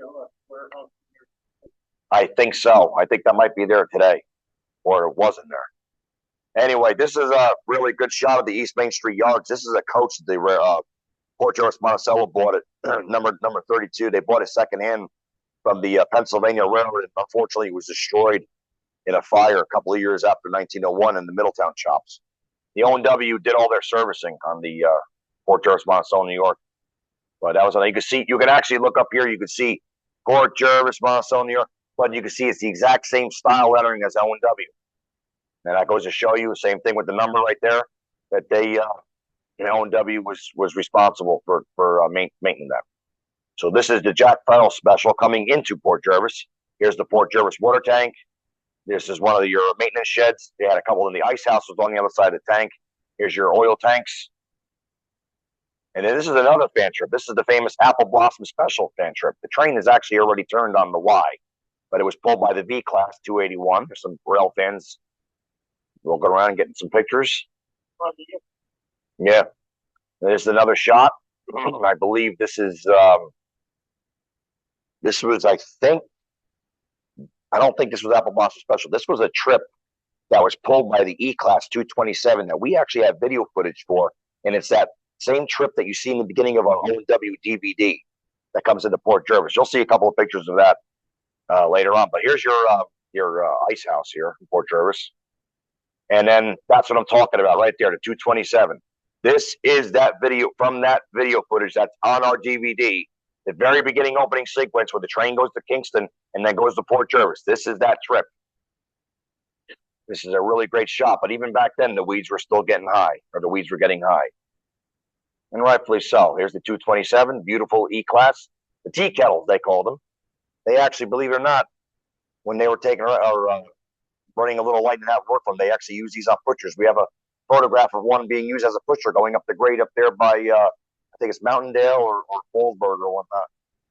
So beautiful engine. Here's a before and after shot. So this is looking out towards past right there where the water tower would have been right here, the ice house, the relevance to today. And you can see this post abandonment picture before they tore up the rails. Again, the Erie was servicing all this. So this is about 1965 around there. The switch stands are still sticking out of the weeds and whatnot. It was all there for a while, but that's a perfect before and after shot. And then here's another E-Class. Here's the 226 doing her work, taking a little rest, taking on water. Port Jervis, New York. A lot of people outside of the railroad organizations and whatnot don't realize that the New York, Ontario, and Western Railroad serviced Port Jervis, New York. They think it's only Erie Railroad, D&H Canal. This is like a forgotten little railroad. So it's I like to try to work with the town of Port Jervis or the city of Port Jervis to put up some kind of a historical marker there on the sidewalk showing site of NYO&W Railroad, East Main Street Yards, and a little brief history on it or whatnot. So this is the Apple Blossom Special that coming into Port Jervis. 281 with her white flags. This is another shot. Another photographer that was happened to be standing next to the other gentleman who took a shot. Short local freight pulled by the 285 in front of the Port Jervis Ice House. And then the Class 2 City, the 271, 1943. It's funny because there's two photos of this. There's this one, then there's the guy must have took it like a second later because this guy's not in the picture. It's exactly the same. It looks exactly smoke and everything. And this guy's here, and then the other one, he's not here. It's very very interesting shot. That I didn't put it in. So anyway, Jack Farrell Specials. He's already turned on the Y, facing out of town. Here's a really great aerial shot, looking down. You can see the train coming or the tracks coming out of there. And there's the little shanty. The ice house doesn't look like it's there anymore, but the water tank is still there. So this is about 1909 or so. The Port Jervis shuttle train already turned. Towards the end, guys, in these years, towards the end, the trains were lucky if they were once or twice a week coming into Port Jervis. You can see the weeds are getting high. The water tank is gone. Ice house is still there. And this was your local coming in and doing some switching. So now this is looking back through the yards, what they look like today. Another view. And if you go back, this is Prospect Street. If you go back there, the rails are still on the ground. Unfortunately, I had gone back there a few weeks ago. This has all been freshly paved, and they paved over the rails. They didn't tear them out because already that new pavement has two cracks going right through them, one there and one there. But all those years, they were there, and 68 years later, now they've been paved over. But they were there. And this semi truck is right on top of the right-of-way, curved right through these trees. And I got a picture of a short local freight in that exact same spot. Nice little 273 with a short little local freight, probably on his way to Monticello, Somerville. And here's that spot. And just the right-of-ways run up here in these trees. Now, I never really, all the years I've lived in this area, I've never came to this spot on the O&W. And I found something back here, which is really interesting. But here's a map really quick of that exact area, the right-of-way. This is the city of Port Jervis. And they labeled this Port Jervis, Monticello, Somerville Railroad. And they built their sewer line right alongside that right-of-way. You'll see that. Here's a brook that was used as a spillway for the D&H Canal.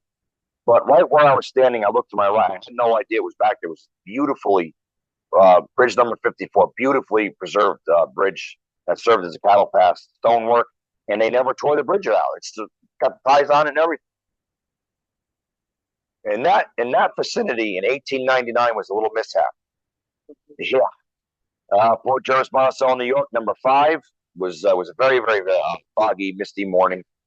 She was backing in the siding to let number 7 clear and didn't quite make it in time.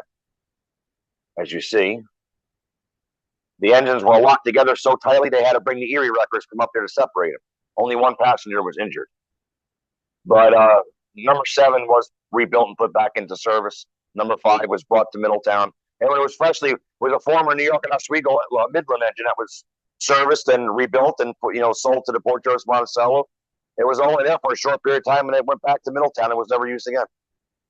But I mean, it's funny because you look at the picture and it looks like number 7. Look at the cab is all twisted, and look at number 5 is nothing, and looks like but it was the opposite. This one took less damage than this one, and number 7 was rebuilt, put back into service, and it served the O&W until 1916. But she pulled the pay stub car and it covered the entire Southern Division main line. Now, I bought this picture from Carl Olson years ago, and I bought the picture because it was so crystal clear, and you see all these engine parts and springs that look like a semi-truck spring today, springs and all this stuff. And I was like, oh, yeah, cool, old engine. And then I started looking at that engine. I'm like, wait a minute. Number 7, tall, skinny whistle, tall, skinny side. Oh, that's Port Jervis Monticello, New York, number 7. And I was like, I'll be damned. Look at that. And there it was. I didn't know what I bought. I had no idea it was that engine. But you can see the cab has been rebuilt. It's a little different design. I'm going to jump back. I want you to take a look at the cab. You can see the cab windows were round, had that nice little curve to it, a little bit of fanciness to it. And then when they rebuilt it, it was just kind of, just put a new cab on there and be done with it. I lost that little fanciness touch to it. But I found several views of it working for the O&W. They just put number 7 on it. They didn't change it. They didn't put the logo on it. They didn't put my O&W on it or nothing. But this was taken and rested in Middletown. And I think that this was towards the end. The whistle's been removed. It looks pretty shady. And I think this is towards the the scrapyard at the end, strawberry patch at the end of its life. Anyway, that section there, if you go back, all the ties are still in place. They never tore them out. They're all still there, track plates and all. Here's a view of that bridge number 54. This is looking out of town. Close-up work of that beautiful stonework. These guys were so creative with that stonework. It's just so amazing how it holds up to all these years later. You'll see one later on up towards Monticello. So my pickup truck is pointed or parked on the right of way. Bridge 54 is down around the bend down here past the house. I want to say about 1,500 feet away. But I'm standing on the mountain directly in front of the Port Jervis Middle or High School, and bridge number 53 is still there too. They never tore it out. They tore the ties out, but they never tore the steel girders out. Kind of looks like Slaughter Road Bridge before they tore that out. And then here's the Port Jervis Sewer Company right here. Here's their the sewer line, and just through these trees is the Port Jervis Auto Mall, the car dealership. And yeah, there is. Yeah, you'll see that here in a little bit. This right here is my first encounter with the New York, Ontario Western Railway firsthand. My grandfather owned a car dealership in Port Jervis, and when he was over here doing some business, looking at some cars on the back line, I saw that right away. I'm going to be 6 years old or so. And I came back here and started to walk that railroad right away. I found spikes, track plates, and I said to my grandfather, I said, this was a railroad. He goes, yeah, it was the old woman. The old woman. That doesn't look like an old woman to me. Well, I didn't know what he was talking about until years later when he said the O&W, they called it the old woman. So, but here's a view of that. There was bridge, the steel girders. View of the right of way going out on the left hand side. Again, you can see the ties are still in place right here. Cover curves around. Port Jervis Auto Mall covers up a little bit, but here's a view. Again, this is about 1965. This was never used by the Erie. This was abandoned, but they kept it here for storage. Amazing abandoned railroad. Whistle post still there. Weeds are high. Now this is what you want to explore right there. But anyway, so this bridge is number 52, which is right alongside Route 209. You can still see it to this day coming out as you're coming out of Port Jervis. Here's the Auto Mall. They extended the parking lot over the right of way, just a little bit, about 200 feet or so. Here's a view of that bridge. And I saw that bridge all those times when I was a little kid there. Seen that old railroad bridge there. Boy, it really generated curiosity. So yeah, here's Route 209, and here's the right of way. On the other side, it's used as a driveway for that house. But for the most part, the entire right of way of this railroad line is wide open. So this is about a mile up the road looking back towards Port Jervis, and you can see it's wide open. And now this is looking northbound towards Summitville. Again, wide open. Wow, here's my old car. And now this is looking back towards Port Jervis, about another mile up the road, but this is where it ends And behind me, you got the road now. So this minivan is parked right where the right of way is. They built some houses and development back in here. This is in Huguenot now. So a friend of mine on the internet sent me this photograph of that area up the road a little bit. It used to be an airport. Now this is a trailer park there, but notice the tracks and the right of way right there in that photograph. And I didn't see it. I didn't see it firsthand when he sent me the picture. He was showing me where the airport was, and I had to look up. I said, "I'll be damned, there's the O&W." So that was I had to throw that in the program. So this building to the left is the Port George, not Port George, Minnesink Lanes bowling alley that burned down a few years ago. And I used to bowl there in leagues when I was a kid. The right of way went right behind here, that building right here behind those trees. Had I known a little would have passed right behind that building, I would have spent more time digging around over there instead of bowling. But I bowled there for years. Anyway, the railroad right of way is really obscure here. It literally goes right through this guy's driveway, right here, and you can't tell. That old Ford Ranger. So here's the camps. The CJ camps.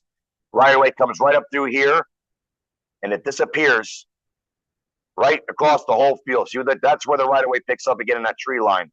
There's a lake back here. It's Martin's Lake, and they had an ice house, an ice operation there. I've yet to see a photo of it, but I have seen it on maps, and I'm probably going to add one eventually to the. Yeah. Did they die there? Wow.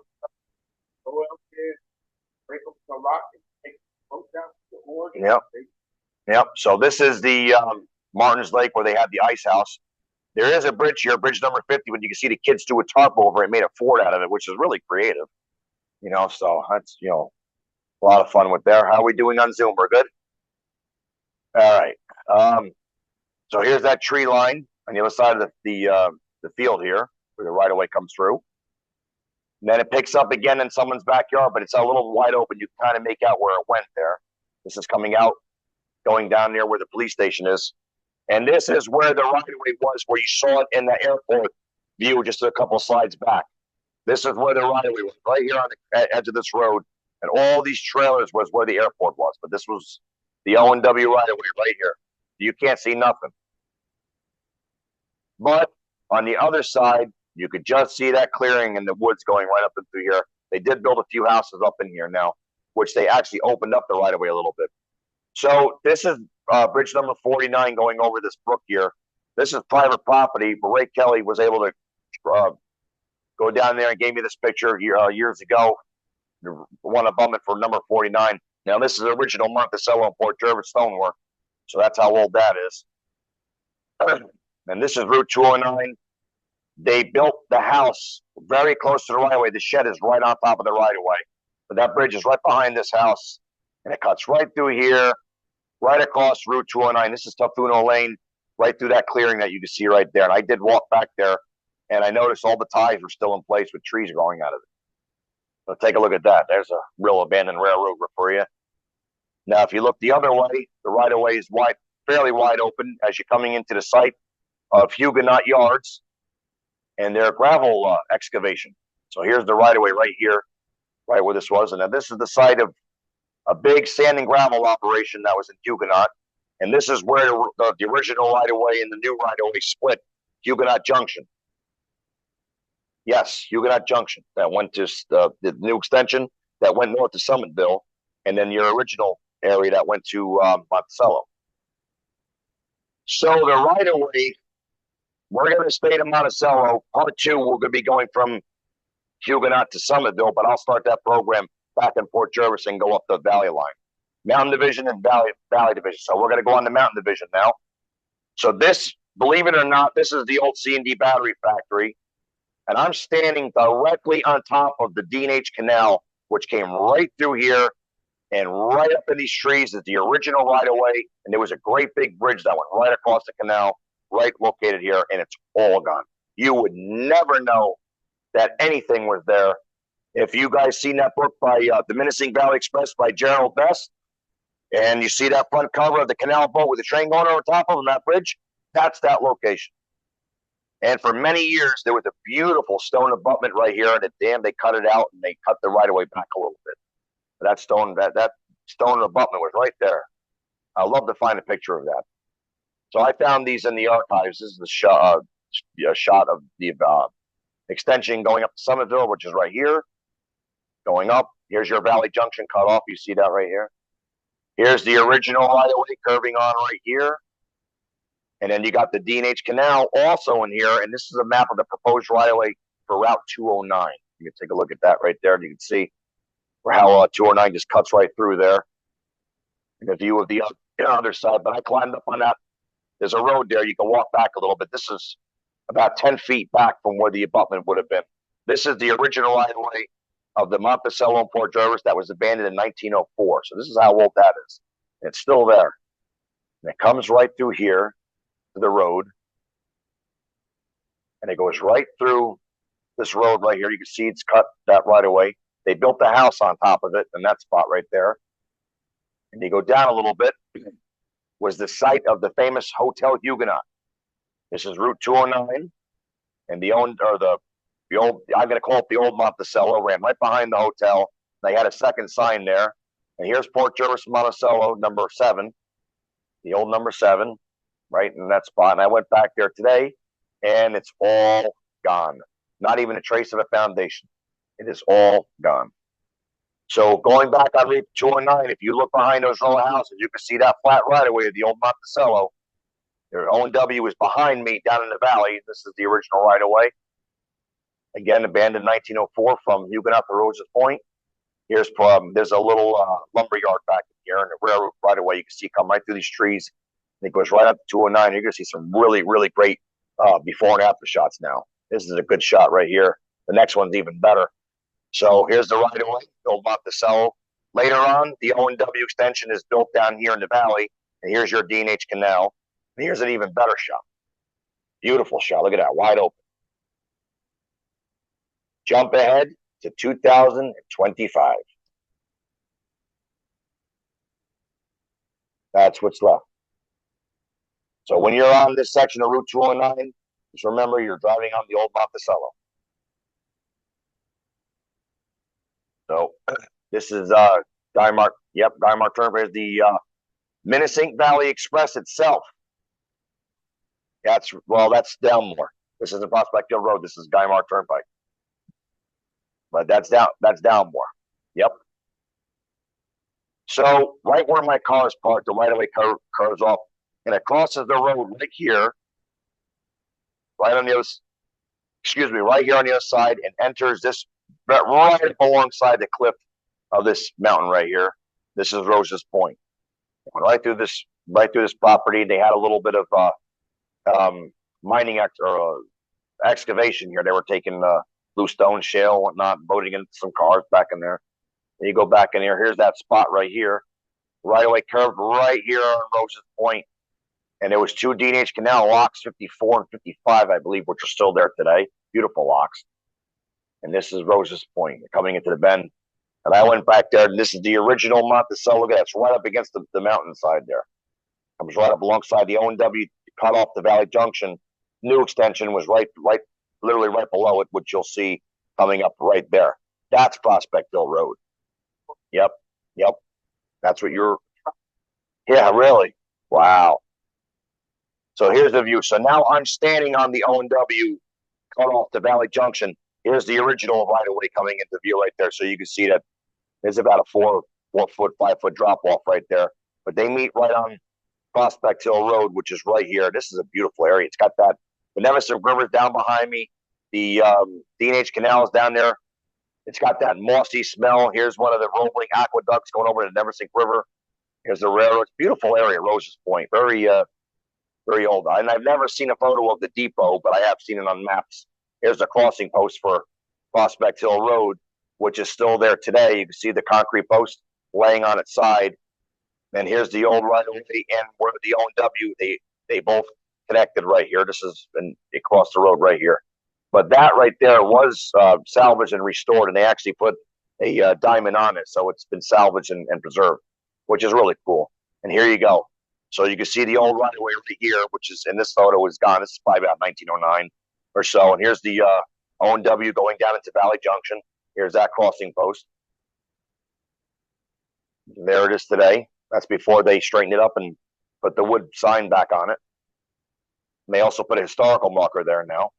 Here's a one car freight coming down from Monticello with the 245 crossing Prospect Hill Road. There is video footage in Gerald Best Steam Odyssey of this area. If you guys ever seen the 1927 steam films, Gerald Best Steam Odyssey, it shows an O&W Camelback going up the valley line, about in this vicinity or maybe a little past this vicinity. The only video footage of the Monticello branch I've ever seen. So in this vicinity, right in here, is where the Roses Point Depot would have been located. The right-of-way scare, all the ties are still there, but they literally just flipped all the ties, so they're kind of halfway leaning on the embankment, as you see right here. Neversink River's down the embankment, all the way down there, but this is the right-of-way curving off. Goes up. They had what? Yeah, they had a small little depot there, yeah. So this is looking back towards Roses Point. This is about 500 feet ahead of Roses Point Depot. The kind of trees have kind of taken over in the right-of-way. You can kind of make out this little dip right here where the right-of-way is. Behind me is Prospect Hill Road, how it curves back onto the right-of-way. There's a crossing post still there, but that one is solid wood, and it's still standing after all these years. The concrete ones are falling apart, but the wood one is not. It's not rotted, but it's a wooden crossing post. So this is the O&W right-of-way curving up to the next stop, which is Paradise / Mountain Spring. And this is the right-of-way. Yeah, this is the right-of-way going up. So we're going to jump ahead up to Paradise Mountain Spring, which if you look in the ground up here, all the ties are still in the ground. And this is a shot and a location of where they had the famous water tank for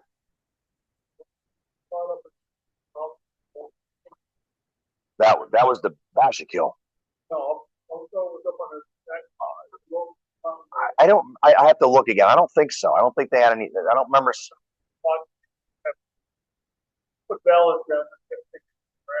I think you're talking about the one spot there in the Bashakill. I don't remember seeing any. The only problems they had up along this part was build up of ice. They had a upper and a lower gulf, a rock cut up in here.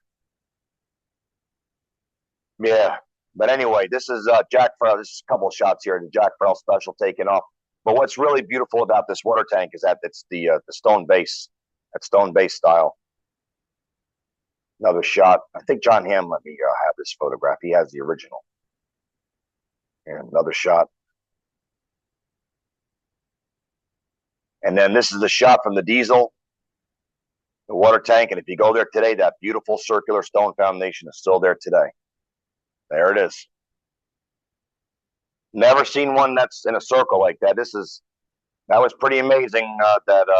Still, I actually looked. That's probably about, I want to say 10 feet high, 11 feet high. I actually climbed up on there, and it's solid stone. There's no opening in the middle. There's a pipe in the middle of it, but it's solid. The whole thing is solid stone. That road is still there, yeah. And they had a guy that came out looking like Grizzly Adams come out there and go, "Hey, what are you doing up here?" I'm taking a picture of the old water tower. And he said to me, "That's a water tower?" I said, "Yeah, that's an old railroad water tower." He goes, I didn't know that. So he lived there for a long time. He didn't know that was a water tower base. So that was pretty. I didn't have my trip guide that. No, I did have my trip guide that day. I did. So I moved up a little bit. If you could just see the foundation water tank right there behind the trees, and the ties are still there. You have the ties right there in the road. You can see them. So I try to take a picture of this famous view. The track gang at work at Mountain Spring, and notice this gentleman here, all the way to the right, is missing his right arm. He lost that arm and working on the railroad in Westbrookville. The conductor thought he was getting on the train, so as the train was moving, he reached out, grabbed him, and he pulled him, and he fell between the things, and the train cut his arm off. Oh, that was Haven? That's right, because that gentleman sitting right there is his great nephew. What's his name again? Dan Gordon. His name is Dan Gordon. They're all Deckers. They were good friends with your uncle? Wow. Thank you for sharing that information with me. Wow. That's really cool. But it's amazing how, here we are in 2025. A guy loses even a finger. The guy's on disability for the rest of his life. This guy lost his arm. He's got a 50-pound track harness, and he's still working on the track. Yeah, that's right. You worked back then. Here's another shot of them. I never saw that shot before. I forgot where I got it, but there's another view of them working on the what do you call it there? Oh God, yeah. So I tried to take a view really quick of about the vicinity where I was before I left, and that's the right of way going up towards Oakland. So this is looking back towards Mountain Spring. It was a road, a dirt road, right away, but they closed it off. So this is Oakland, and they had a bluestone operation here in the depot, which we have a photograph of that bluestone operation with the Menacing Valley Express passing by. And the depot would have been located. I think that's the roof of the depot right there. I'm not sure. I've never seen a really good shot of it later on, but that's pretty much the same kind of view you just saw. Here's the road. The depot foundation would have been right there. There's a historical marker commemorating the railroad in the site of Oakland Depot and Michael Galligan, agent. He used to walk that railroad bed. That's up there. So this is looking down. There's a small little culvert over here. Railroad right away is wide open. Looks like they heavily use it. Yeah, here's that culvert right here. Little tiny little stonework right there. And rail. Actually, John Tavy went up there. It was either Tavy or Dan Meyer. I can't remember, but they went up and a little bit of this washed out, and there's very, very light rail that was reinforced in there. And I think that rail would have been original Monticello and Port Jervis rail. So anyway, so now we're up the road. This is now Heartwood. And this is the right of way right here. There's a lot of obscurity right here with the pine trees growing up the right of way. But standing right below here is that beautiful bridge number 2 or number 4 there. And this is probably one of my favorite spots. I mean, you got this beautiful, beautiful little creek right here. A nice deep little pool. I bet you there's lots of trout in there. Yeah, yes, that's right. There is. The road is actually over here to the right, but so this spot here doesn't get a lot of sun. I mean, obviously, with all the trees and everything, it's facing the wrong way. But if I climb down there and I got a shot of the other side, which you'll see in the next photo, so take a good look, see all that green moss and the black on the stone and whatnot. Let's go to the other side. Look at that. Look how clean that is. And that's where the sun comes down there. Now look at that. Look at the main support stones. Look how perfectly cut they are. It's just beautiful, beautiful craftsmanship that went into this. I would love to make this an HO scale modeling. I know I can do it. You know, yeah, I'll bet. Yeah, that'd be beautiful. I could definitely throw that on the layout. Yeah. Very good with that. He built the phone tower in Middletown. Yeah. So the right of way again, you see right through the road here. Then they cut it back. This has all been cut out, but it's very obscure. It's very hard to see. Very hard. And that's the other side, believe it or not. So that goes to show you how hard it is to see there. And if you didn't see that culvert or that bridge, you would never know the O&W crossed through here. That's how hard it is to see. But this is where the site of the Heartwood Station was right here. And then Stephen Crane, author of the famous book Red Badge of Courage, lived. And that's Stephen Crane's house. This is Crane's Pond, and a little lumber mill in there. And Heartwood Depot right there, which we have the station sign for. Yes, Cold Spring Road is up the month. So that, yeah. Wolf Lake, I got it fixed. I know I got to fix that. Yep. So, yes, that's right. So they it's weird what they did. They actually cut the station in half, scrapped half of it, moved the other half up to Wolf Lake, and made a summer home out of it. So, yeah, then they got full of ants and they had to tear it down. So anyway, here's Stephen Crane's house. There's a train here coming down on the platform of Heartwood. You got a hand car there. Here's another hand car. Here's where that bridge is right here in the background. Here's the shuttle train or Menacing Valley Express coming around that bend. Close-up shot of the road crossing right there where that little lumber yard is on Crane's Pond. And that close-up of the beautiful Heartwood Station. Now, if you guys can look right here. There's one here. There's one there. Big O&W wooden logos right there. Those logos are in the Cutterbackville Museum. Yeah, D&H Canal Museum in Cutterbackville has, yeah, they have those logos right there. Beautiful little depot. Here's the Jack Farrell Special returning from Monticello, front of Heartwood Depot. And then this is what the site looks like today. Again, if you don't know what you're looking at, you would never figure out where that depot was. There's a house that's nearby there that has a couple of when the O&W bought the D&H Canal right away for they had snubbing posts, and they took those snubbing posts and they used them as mile markers. So there's a couple of them there, and they with the mile marker numbers painted on them. Yeah, so they're still there. So here's a view of the right of way. This view was taken of that diesel engine of that little train there coming out of Monticello, but we're going reverse wise. So we're going to show you some right of way shots heading towards Monticello. This is the upper Gulf, which was a very tight rock cut. They had an upper Gulf and a lower Gulf. I like to see that what it looks like today. Now you look right there. There's one of them D&H Canal snubbing posts that's painted white with the black mile marker numbers on it. You see it right there. Yep. And we're coming into the next station stop, which is St. Joseph, which had an earlier name. Gilman's. That's right. Gilman's Depot. I have to view that right away. And here we are. Here was a small little passing sighting right here. Here's Gilman's, St. Joseph's Depot, and it's very strange. It's unlike any other depot that you'll see, and you'll see in a minute. You go up there today, the right of way comes right out between these trees. Yes, and that's why, because it's stone. And it's a stone. Yeah, I don't know what's going on. I know the guy who's got the potbelly stove out of that station. He wants to sell it to me. I'm like, what am I gonna do with a stove? But anyway, it's really neat. Yeah. You can see the guy sitting here with the truck station agent. So the train is passing, heading towards O&WRHS. Again, we're going the opposite way, but you can see the dog here. He's all crouched down. He's barking at the train. So what's that? Oh, this house right here? Really? Oh, wow. It's not. Ah, wow. Wow. So you see that passing sighting right there. Here's a postcard shot. St. Joseph's Depot, like Carl said, was originally called Gilman's.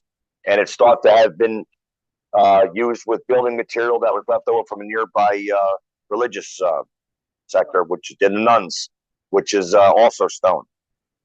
I mean, nobody knows, never really could figure out why that depot was made of stone. Now, this right here is a little add-on. This little portrait here, but that's the depot today. It's still there. Right away, we walked there, and believe it or not, I tripped over this. I almost fell and broke my neck. You see the railroad spike and the railroad tide knocked me right down. I said, what the hell? And I was, oh, it's just high. And there's a historical marker there commemorating the depot. Of course, the date is not right. It's actually 1871 to 1957, not 76 to 58. Here's the right of way going out. We actually walked back there when we were on our little thing. There's a concrete bridge back there, bridge number 6. And I walked right over top. I didn't realize it. I seen the water. I said, wait a minute. How could water be on both sides? And I said, that's the bridge. So there's a nice little sturdy concrete bridge. Yep. So now going down the road, about 2 miles or so, this was a site called Barnum's Mill. And it was once a flag stop, and there's absolutely no trace of anything that was once there. But this right of way is wide open all the way to Monticello. This is Cold Spring Road. You're saying? Yep. There's the right of way going up. Part of this right of way, here it is right here. Yep. I took a photo of every part where the road crosses the right of way. But look how wide open that is. And the people on the whole locals, they use this for like quad riding or whatnot. But I mean, that's like a mile long right there.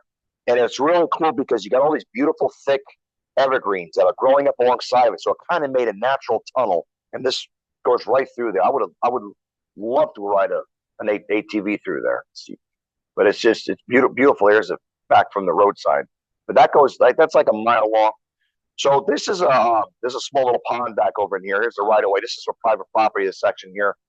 And you can see right up here, the right of way that curves right alongside there. The water's on the other side. We actually found a picture of a train in that exact same spot.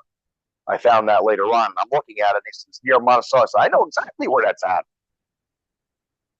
Yep, that's that exactly. That's that same train you saw Prospect Hill Road. Very good observation. That's that train. And then the right of way goes on the other side. Now this is private property, but the evergreens have grown up so thick on the other side of the right. It was like a dark hole that went right into the forest, which was really, really cool. There's another bridge back, a small bridge back up in here, but being private property, I couldn't go back there. But I do know somebody who knows the owner of this property. I'm going to try to work, see if I can take a walk back in there, get permission to take a photo of that bridge. Have they? Yeah. What are they doing up in there? Oh, wow. But anyway. Is it? Yeah. Lake development. Oh, yeah, I heard about it. Yeah, I heard about that. So anyway, yeah, right. So you can see that right all the way through the whole where all those evergreens are. The whole right away wide open there. And I found this postcard of the train coming into Monticello in that vicinity. Because now we are coming into Monticello. So I'm directly on top of the right of way here in this photograph. This is the location of the South Yards. The turntable, which is located over here, off the thing here, there's a like a gas company propane turntable site is over in here someplace. I couldn't get over to see it, but it's over. I would love to get a shot of what it looks like today. This is on the other side. Here's that propane company. Right away cuts right where this old Dodge Dakota is sitting right here. Right, my car's parked on it, and I've got a couple of shots of before of what this looked like. It's right here in these trees. It's very thick right here. But here's a perfect shot of before. You can see right here. Here's a coal elevator, which later on, towards the end of the river's life, they actually added to them. You're going to see that in a minute. Thanks to Doug Barbario supplying me with that. But here's the right-of-way whistle post. Here's that road. Here's another shot. And you can see right there, they added onto that building towards the end. Very, very interesting there. The name of the road change is St. John. I think so.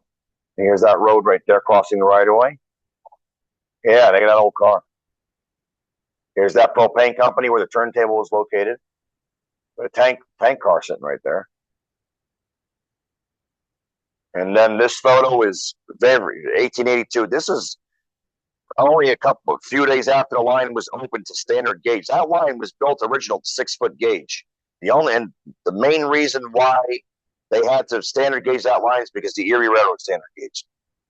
So when the Erie did it, they had to do it. That's right. And yep, they did it one day.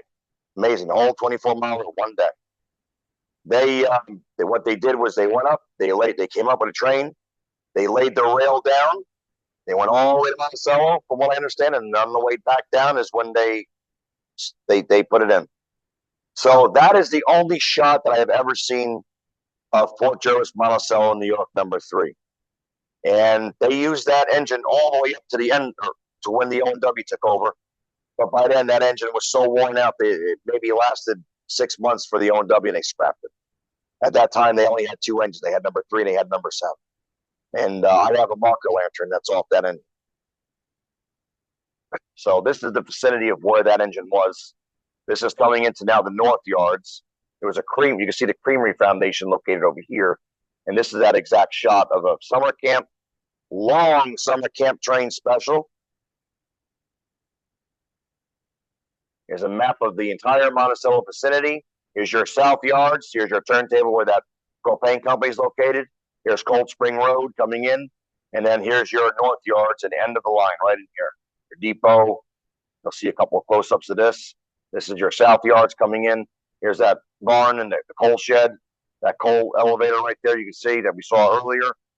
And here's your early station grounds. Note the turntable right here located behind the depot. That's the original yard layout. Your freight house, your ice house, your creamery. You had a couple of business up in here, and then your station. This is 1905, and then they changed it around 1910, 1914. Turntable gets filled in, gets moved down to South Yards. A lot more business tracks come in. Engine house comes in here.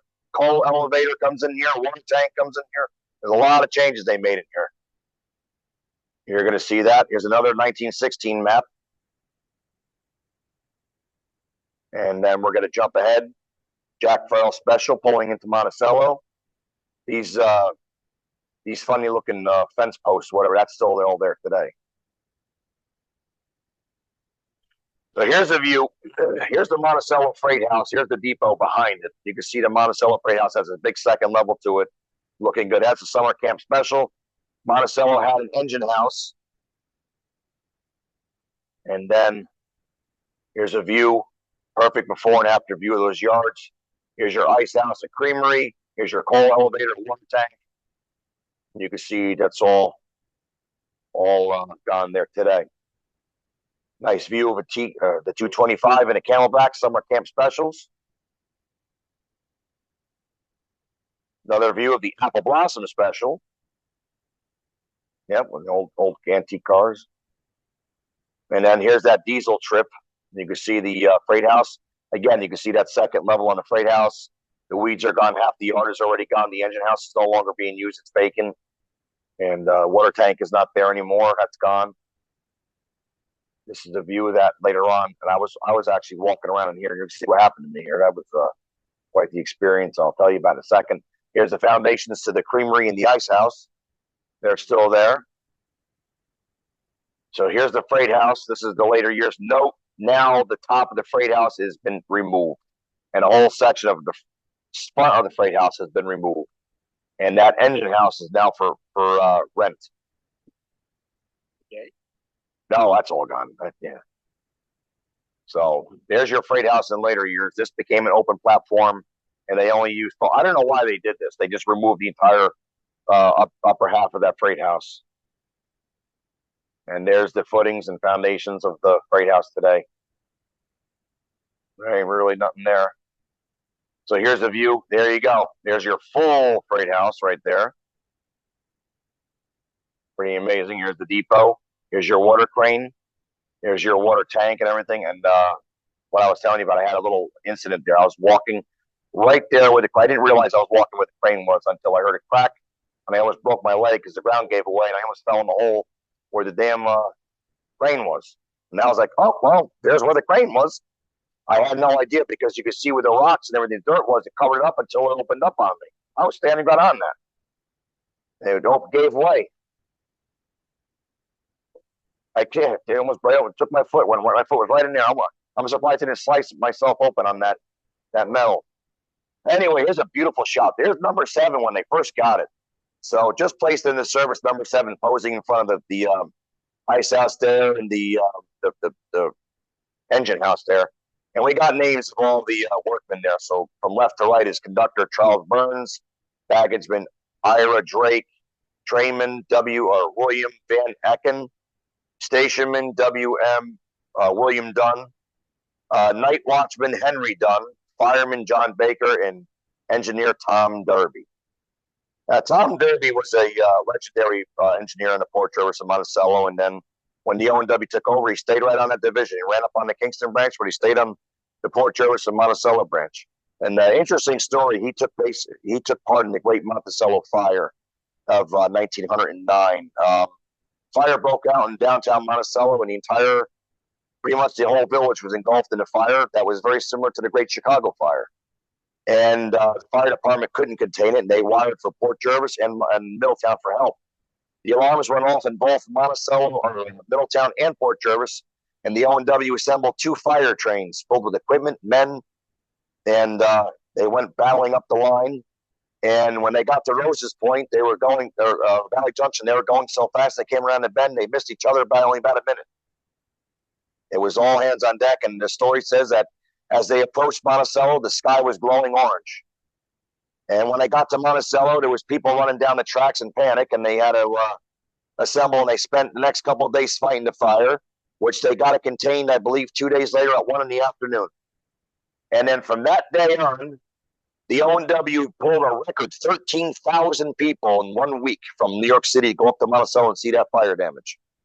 So if you go to Monticello today and you see a lot of buildings that were constructed post-1909, you know why. Well, Tom Darby was the engineer of the Monticello fire train. So there's the Monticello engine house in the later years. That was eventually torn down. A friend of mine up in Clarryville has the wooden support beams from that in his barn that he used for his barn. And there's the engine house in later years. And there it is, all gone. Nothing left. And then here's another side of the yards, and then there's some ties. If you look closely, you can see the ties all in there. I didn't realize it when I first got there. All the ties for all the tracks were still on the ground.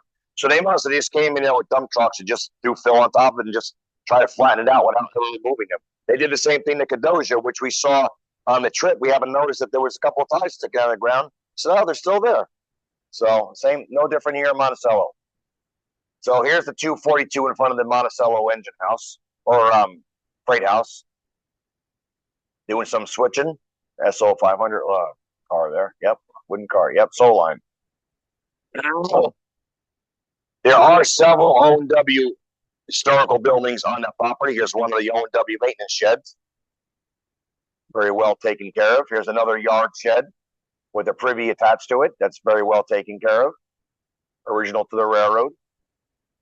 That attic has probably been closed off since 1957. Probably got an O&W blue cast in it.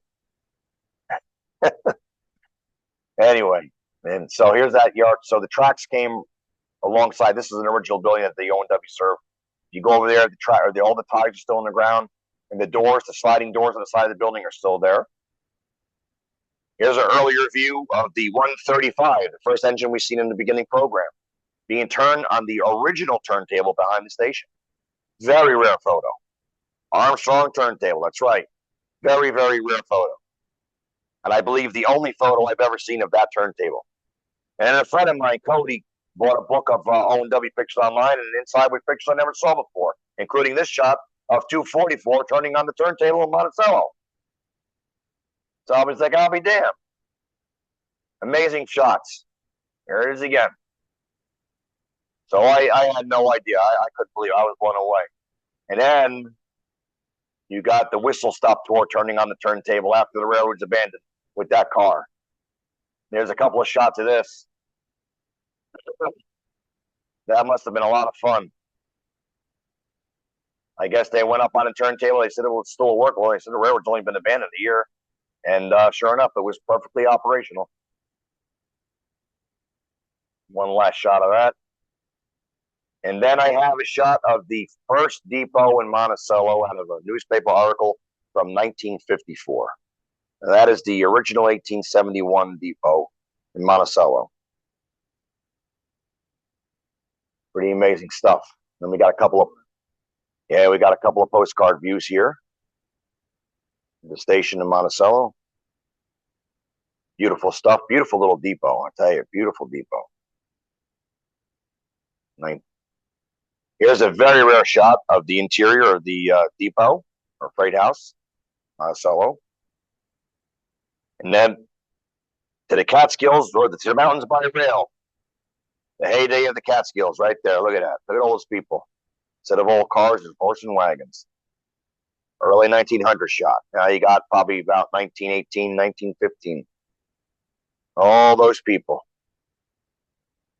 That good, clean mountain there, city folk love so well. Yep, that's right. Look how they're dressed. That's right. Here's the Jack Farrell special on a Monticello depot. Another shot. Another view.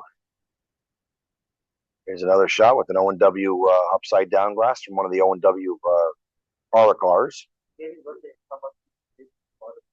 Oh, I don't know.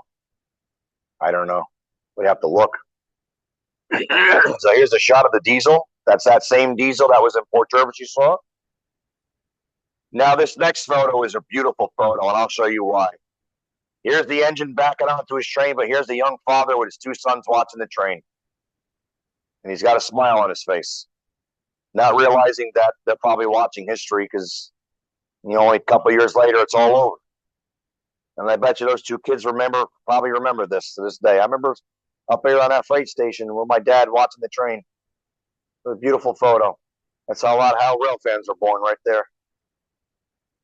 So before the O&W went out, they had sold it to a lumber company, the depot. Here's a shot of that with the weeds growing high and the tracks still there. So this is right towards the end of the railroad's life. There's another shot of that from the 1950s. And no more passenger service. Yeah, Nazareth Cement. That's right. Monticello Station sign. Joey, when was the last year passenger service on the Monticello branch? Well, it was in the 1930s. 1935, I believe, was the final year. But they ran special trains like for camps and stuff.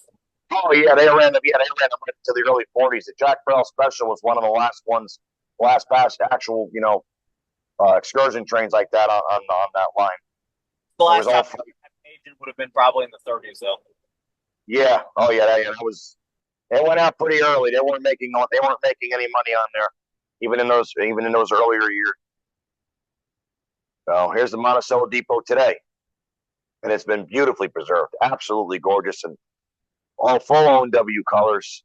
Now this section right here, on behind the depot, this garage, you see the cinder block. That's the add-on. This was all awning right here. So that's the only thing that changed about that station. Other than that, it's back to its original condition. And we put this historical plaque there in 2007. I believe we actually commemorated it the day of our convention in 2007. Monticello Depot was the Catskill Mountain destination for sportsmen and vacationers from 1896 until the O&W Railway ceased operation March 29th, 1957. And with that, that's the end of the Part 1 program.